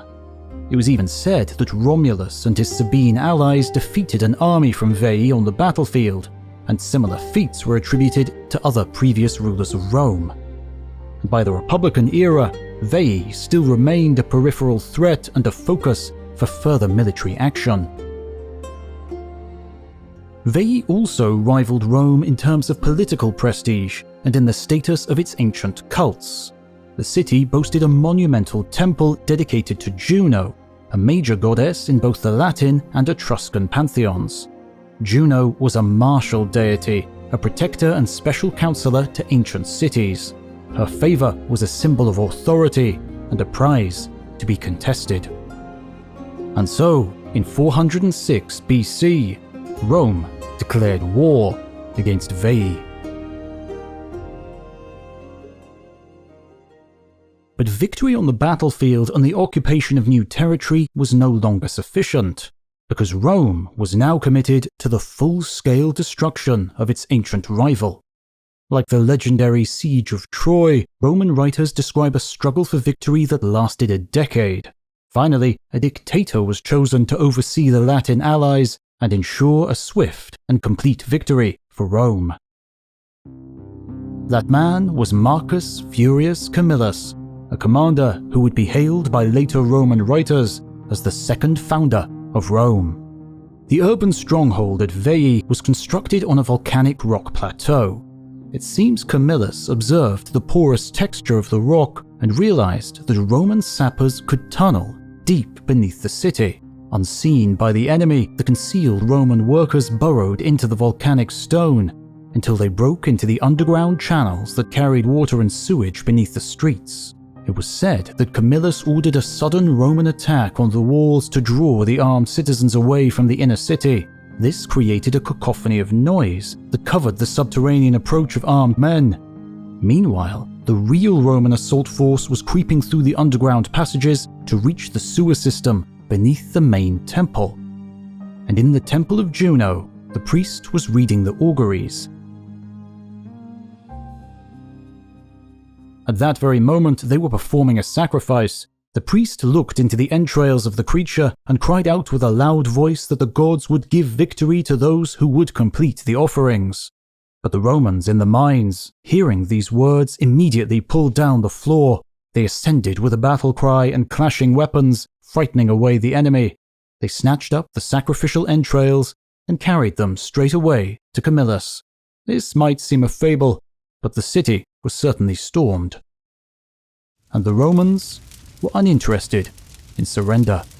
The soldiers slaughtered the adult male population, and all women and children were declared slaves.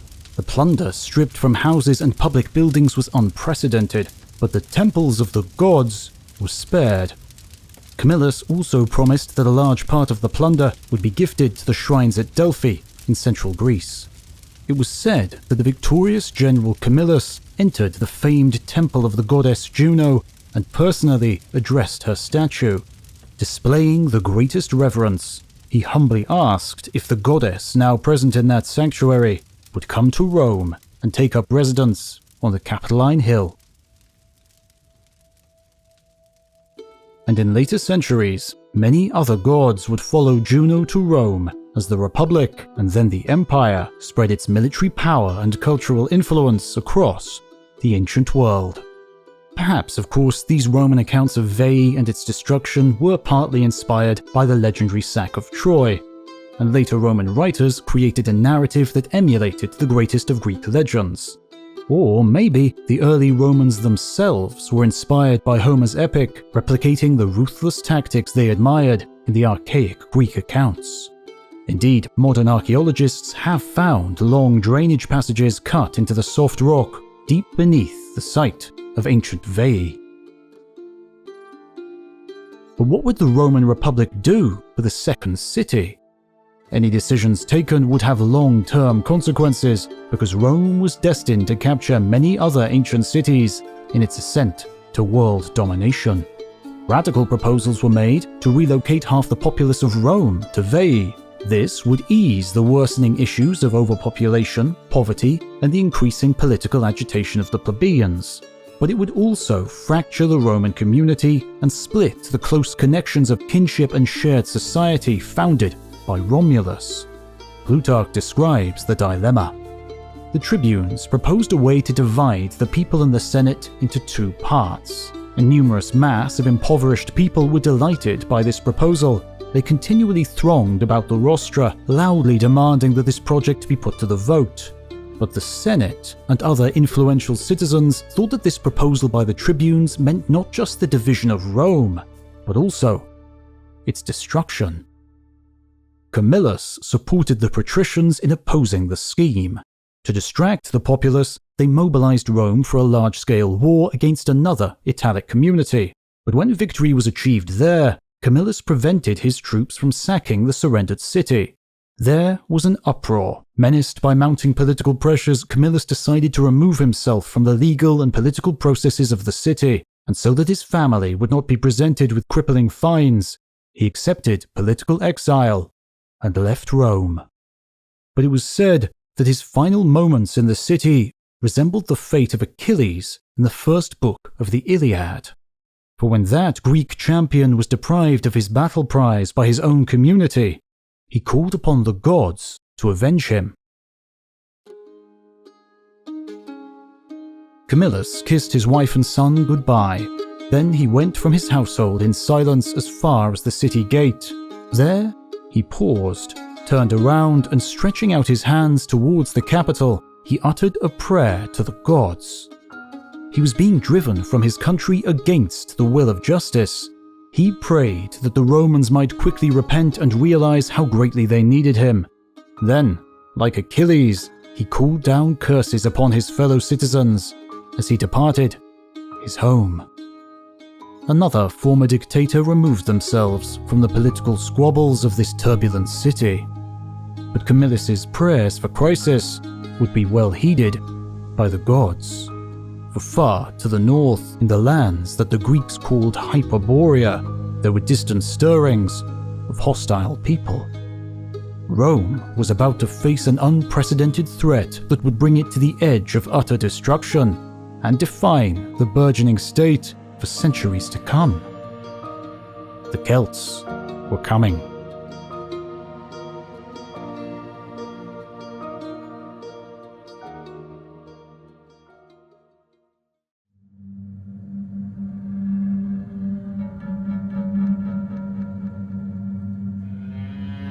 The city is a hazy blur of still smoldering devastation. Ransacked homes and state buildings have toppled and collapsed in the firestorm, leaving a thick ash sediment on the paved surfaces. The slightest breeze casts up swirling eddies of acrid, choking particles. Here and there, Celtic headhunters display skulls as grisly trophies, strange offerings to their alien gods. The unmistakable stench of death and decay fills the oppressive air as the full heat of the Italian summer begins to dissolve the morning chill. And Gaius Fabius Dorsuo marches onwards, without weapons or protection. He strides forward, dwarfed by the towering figures of the muscular Celts. Any moment now, this vulnerable Roman will be slammed down by an ornate shield or gashed by an oversized sword. Or will the Celts crowd in and batter him with their brutal fists? Will this Roman be dragged half dead through the debris-strewn streets in full sight of his appalled comrades stationed on the high Capitoline defenses?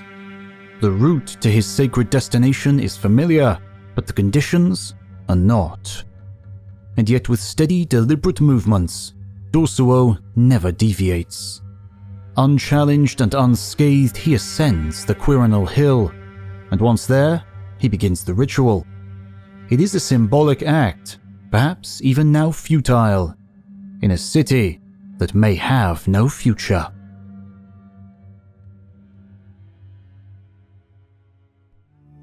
To the Romans, the Celts were a ferocious and enigmatic people dominating lands to the north.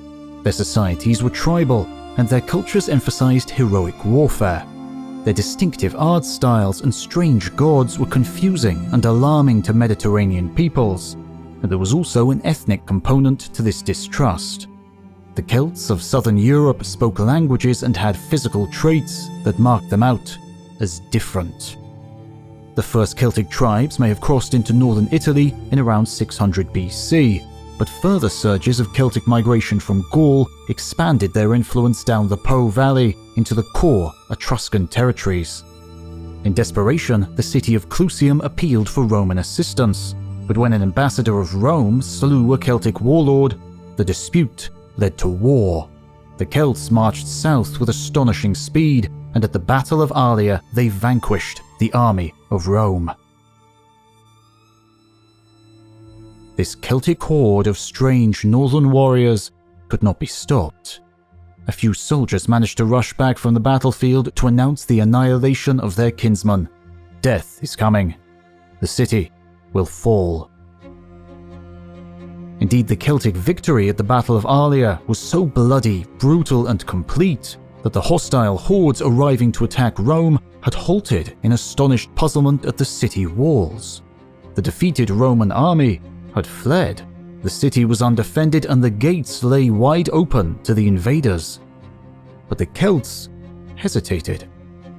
Had their easy victory on the far side of the Tiber been a ruse?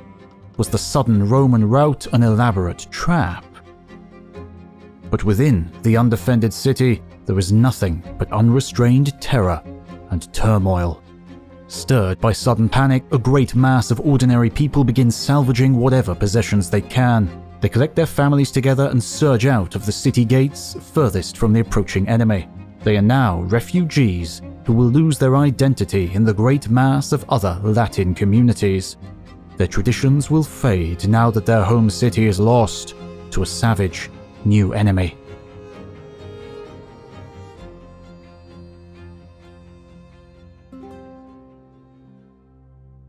But meanwhile, some of the leading citizens convince remnants of the army to make a final stand in the most sacred part of Rome, the high ground on the Capitoline Hill.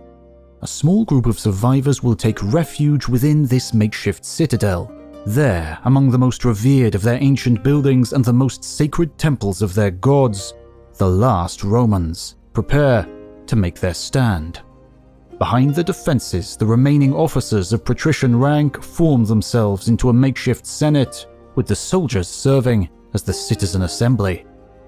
Those who are elderly, infirm, or ill cannot join the defenders on the besieged hill, for they will be a burden, and so weak citizens willingly stand aside, knowing that they sacrifice themselves for a Roman future they will never see.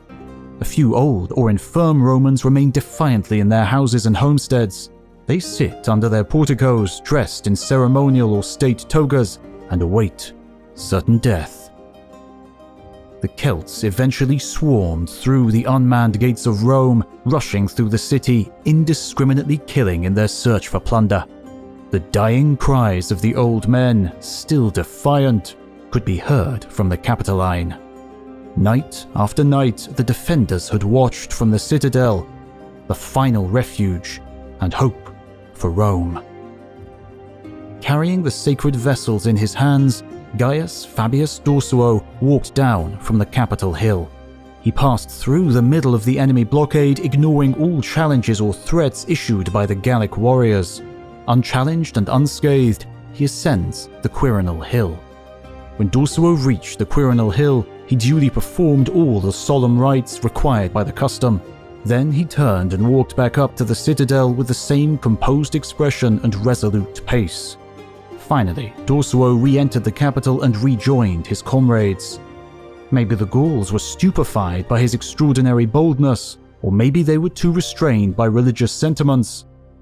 This single act of defiance reassured the defenders sealed inside the sacred precincts of the old citadel. Rome might be preserved, as long as the defenders honored their gods, upheld their customs, and revered their ancestors. Slowly, one by one, the stars come out. As the twilight deepens into night, Pontius Cominius moves stealthily through the undergrowth of the riverbank and slips into the cold waters of the river Tiber. He's not wearing any armor and does not carry any significant weaponry. He clutches a simple cork float to his chest to keep his head above the deeper waters. All he is carrying is a message. As the Tiber River takes him down to the occupied and surrounded city of Rome. He must reach Rome, creep inland, evade enemy blockades, and pass unnoticed through the devastated city. Floating on the dark waters, Cominius recalls how brave Horatius entrusted his life to Father Tiber. He takes courage from the story of Mucius, who scorned physical injury to pursue his duty. The outcome of the war depends entirely on his actions, and he risks capture and torture by a fearsome enemy.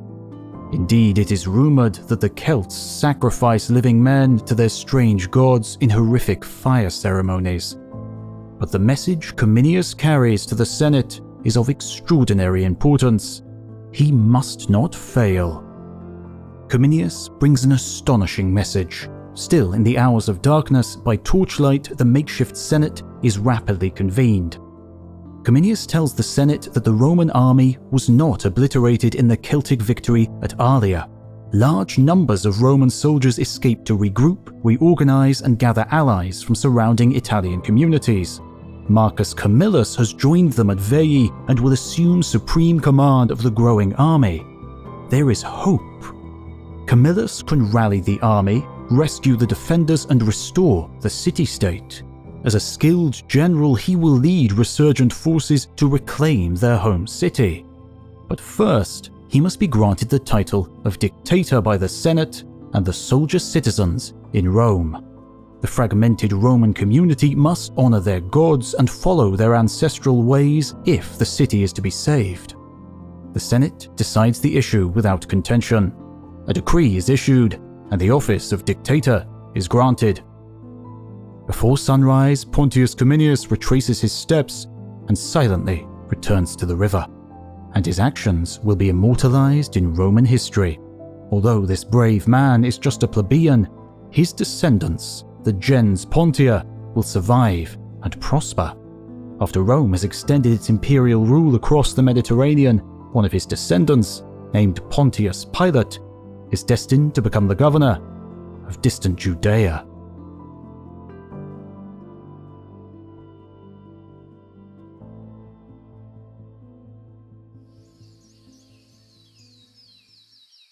It is dawn. The slumbering Roman sentries on Capitoline Hill are dreaming of the victory to come. But disturbed vegetation from Cominius leaving now indicates a hidden route up the cliff. Skilled Celtic trackers notice that the course to the summit is clearly visible, but they wait. The following night, before moonrise, the Celtic warriors begin their quiet ascent in the darkness.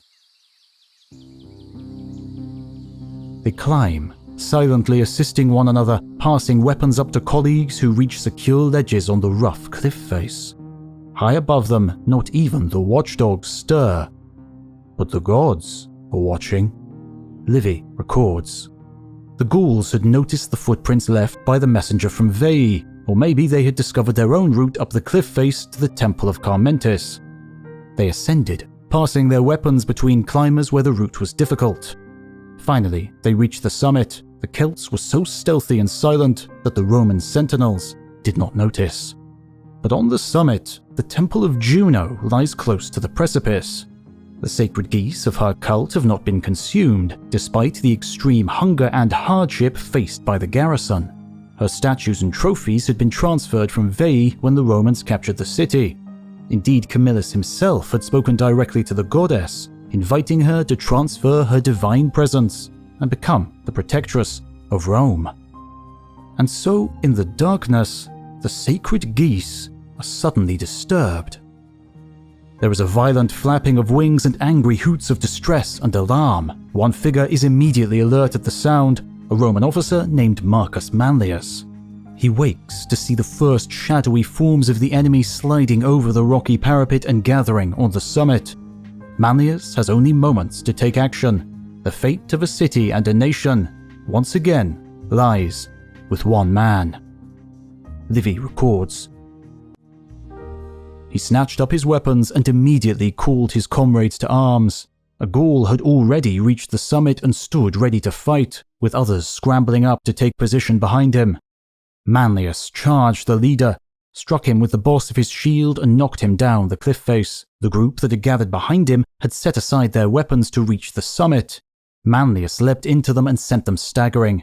The closest climbers were still clinging to the rock face with their bare hands, but other Roman soldiers had joined the fray and they began to hurl stones and javelins down upon the enemy to dislodge them from the cliff face. Rome had once again been saved by the immediate action of a single heroic individual. But only for now. The following days became more and more desperate. Then, since those in authority thought it best, Sulpicius, the military tribune of the Romans, held a conference with the Celtic war chief Brennus, and it was agreed that on the delivery of 1,000 pounds of gold by the Romans, the Gauls should straightway depart out of the city and the country. Oaths were sworn to these terms, and the gold was brought to be weighed. But the Gauls tampered with the scales. Secretly at first, then they openly pulled the balance back out of its poise.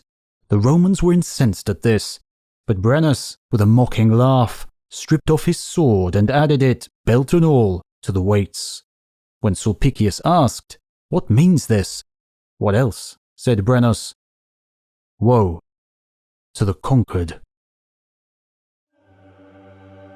Vi Victis were the words of the Celtic war chief Brennus as he cast his heavy sword onto the weighing scales. Roman officers, now gaunt and haggard, sent to negotiate peace terms and pay a ransom, watched in dismay. They had no further recourse to argue. Camillus had not arrived as expected to expel the invaders, and the garrison in the besieged capital were experiencing starvation.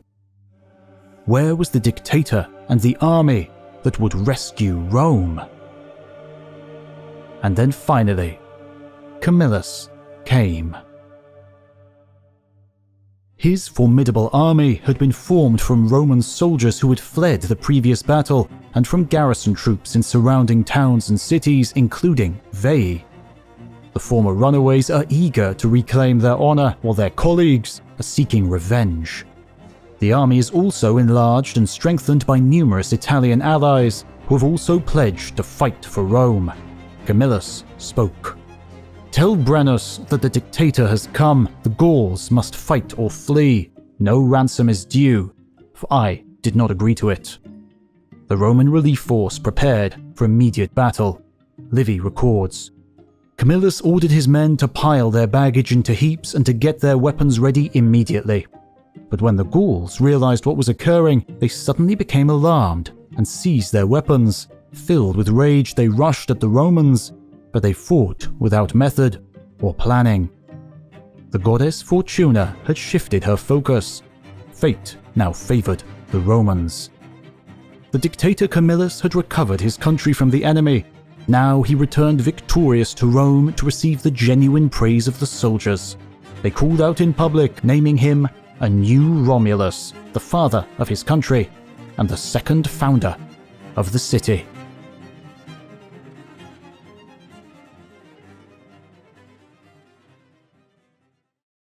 during the 7-month siege, the city had been utterly destroyed. The emaciated figures that emerged from the Capitoline Hill gave testimony to the wretched humiliations suffered by survivors. Pitiful glances were exchanged before the liberated soldiers embraced their kinsmen and wept. What now remains of their once great city? The people are dejected and despair. The destruction is too complete for the Romans to rebuild. Surely the city ends here. But news of the Roman victory quickly reached neighboring towns and cities. In response, a vast number of refugees headed homeward to salvage whatever might remain of their former lives. They set up tents and shelters on the outskirts of the city, and from these makeshift encampments, they waited to reclaim their former properties and possessions. Some of the first people admitted into the ruins were priests and temple attendants.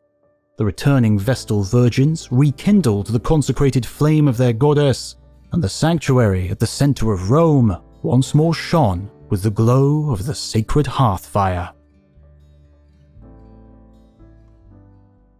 But Livy records, the temple sites were at last cleared of debris, but this was an arduous undertaking, and the city now had to be rebuilt from a state of utter destruction. The multitude were overwhelmed with despair at the task, and withdrew from the prospect. They lacked everything required, and sought rest and calm after their many sufferings. They did not want to engage in exhausting labor on a task they didn't have the means or the strength to complete. And so, their thoughts turned to Veii, a city which remained intact and was equipped with all the infrastructure they required.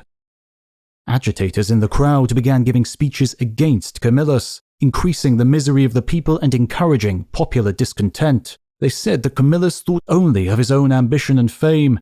He would deprive the Romans of Veii, a city that was ready to receive them. He was forcing the Romans to pitch their tents and find shelter among a mass of ruins. The senators gave impassioned speeches in the public assemblies, but the helpless multitude begged that they should be freed of their responsibility. Why try to piece together the shattered fragments of their ancestral city when they could have new homes and livelihoods in Veii? And so, retaining his powers as the supreme commander, Camillus decided that the issue should be settled in a council debate. But the council seemed divided. The consular tribune, Lucius Lucretius, was offered the opportunity to cast the first vote, a vote that could sway the entire Senate. But Lucretius suddenly hesitated. Livy records. Tradition gave Lucretius the first vote and required that he declare his opinion before the other senators who would vote in due order. But as silence fell, Lucretius hesitated. In that moment, it happened that a centurion with a squad of soldiers from the day watch was passing by the outside of the building. Suddenly, the officer called out orders in a loud voice to his standard-bearer. He commanded him to halt. He called out to place the standards there as the best place to settle and remain. This utterance was heard by the Senate in the very moment of anxious crisis as they considered their uncertain future. Suddenly, Lucretius declared that he cast his vote with the gods, and the rest of the senators, one by one, followed his example. It seems that the gods had spoken through a citizen soldier. Rome would remain on its ancestral grounds.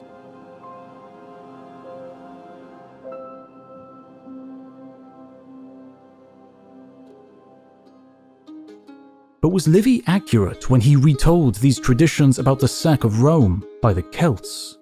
Archaeologists excavating ancient Rome cannot find a large-scale layer of distinctive burnt debris dating to this time. Perhaps the sack and occupation of Rome did not occur on the grand destructive scale suggested by the earliest traditions. Perhaps the narratives were enhanced by the myth of Troy, or the vast, destructive measures the later Roman Republic would itself inflict on Syracuse, Carthage, and Corinth. But the terror inspired by the Celts was genuine, and centuries later, Julius Caesar harnessed these fears to justify the expansion of Roman dominions into Gaul and northern Europe. The requirements of Caesar's war in terms of manpower and military command would undo the Republic, and once again place one man in sole charge of the state. And it would be his nephew, Octavius, who became known as Caesar Augustus, the first Emperor of Rome.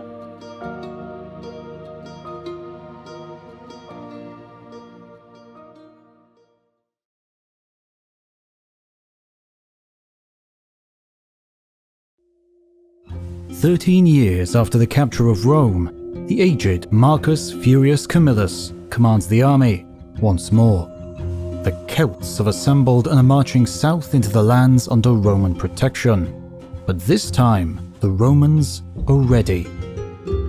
Their helmets are reinforced to deflect powerful downward sword strikes, and they have trained in the use of javelins to thrust underneath the falling strike of long enemy swords. But most of all, they've prepared themselves to withstand the psychological shock of a physically powerful enemy charging with terrifying fury into their ranks. They know they are outnumbered, but if they can withstand the initial onslaught, then their superior discipline will bring them victory. Camillus is now almost 80 years old, but he accepts the title of dictator for the fifth and final time. He is fully confident that Rome will succeed against all invaders. Writing during the reign of the first Emperor Augustus, Livy casts his mind back to the 4th century BC, and the era after Rome was restored. It took the Roman state almost a century to defeat and subjugate the Celts who occupied northern Italy. This was the century when Macedonia gained power over Greece, and Alexander the Great led his armies east to conquer the vast Persian Empire. Livy therefore pauses in his consideration of Roman history to engage in some informed speculation on what might have been. He considers what qualities Rome needed to prepare for its ultimate destiny. He confesses, "I have often silently pondered in my mind, how would the Romans have fared in a war against Alexander? For in a war, the main factors, the military manpower, the valor of the soldiers, the abilities of the commanders, and the dictates of fortune." And so Livy expresses the first great what if of history. What if Alexander the Great had marched west in the 330s or the 320s BC? Could his world-conquering army have subdued or subjugated Rome? In answer, Livy considers what set Rome apart from rival powers.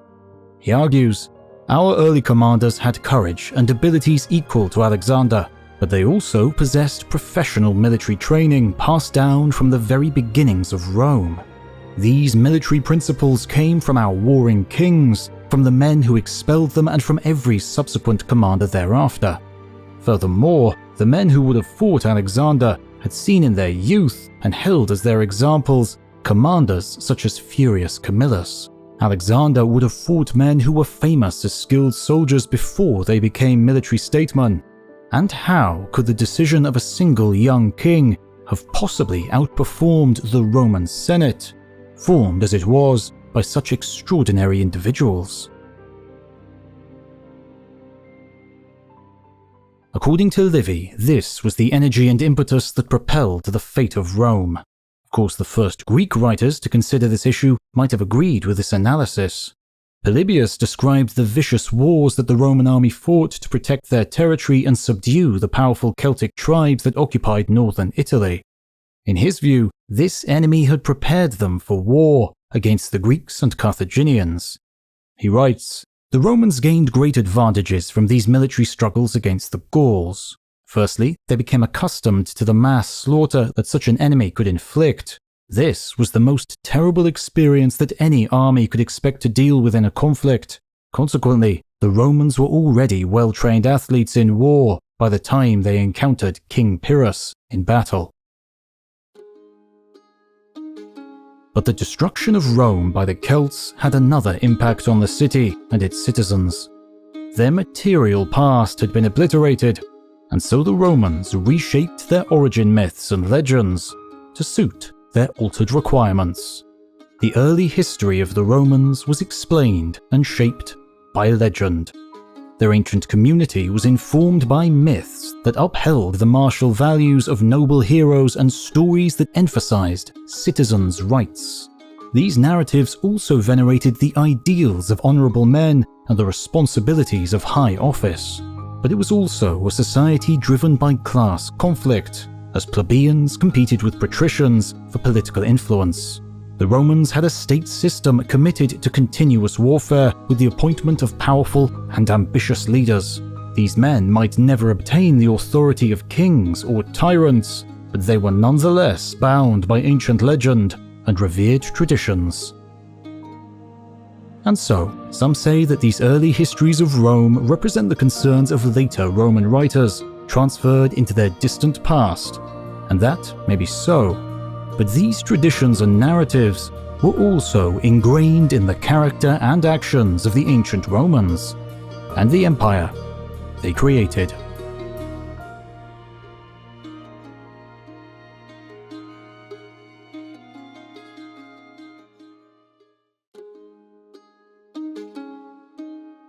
You've been watching Voices of the Past.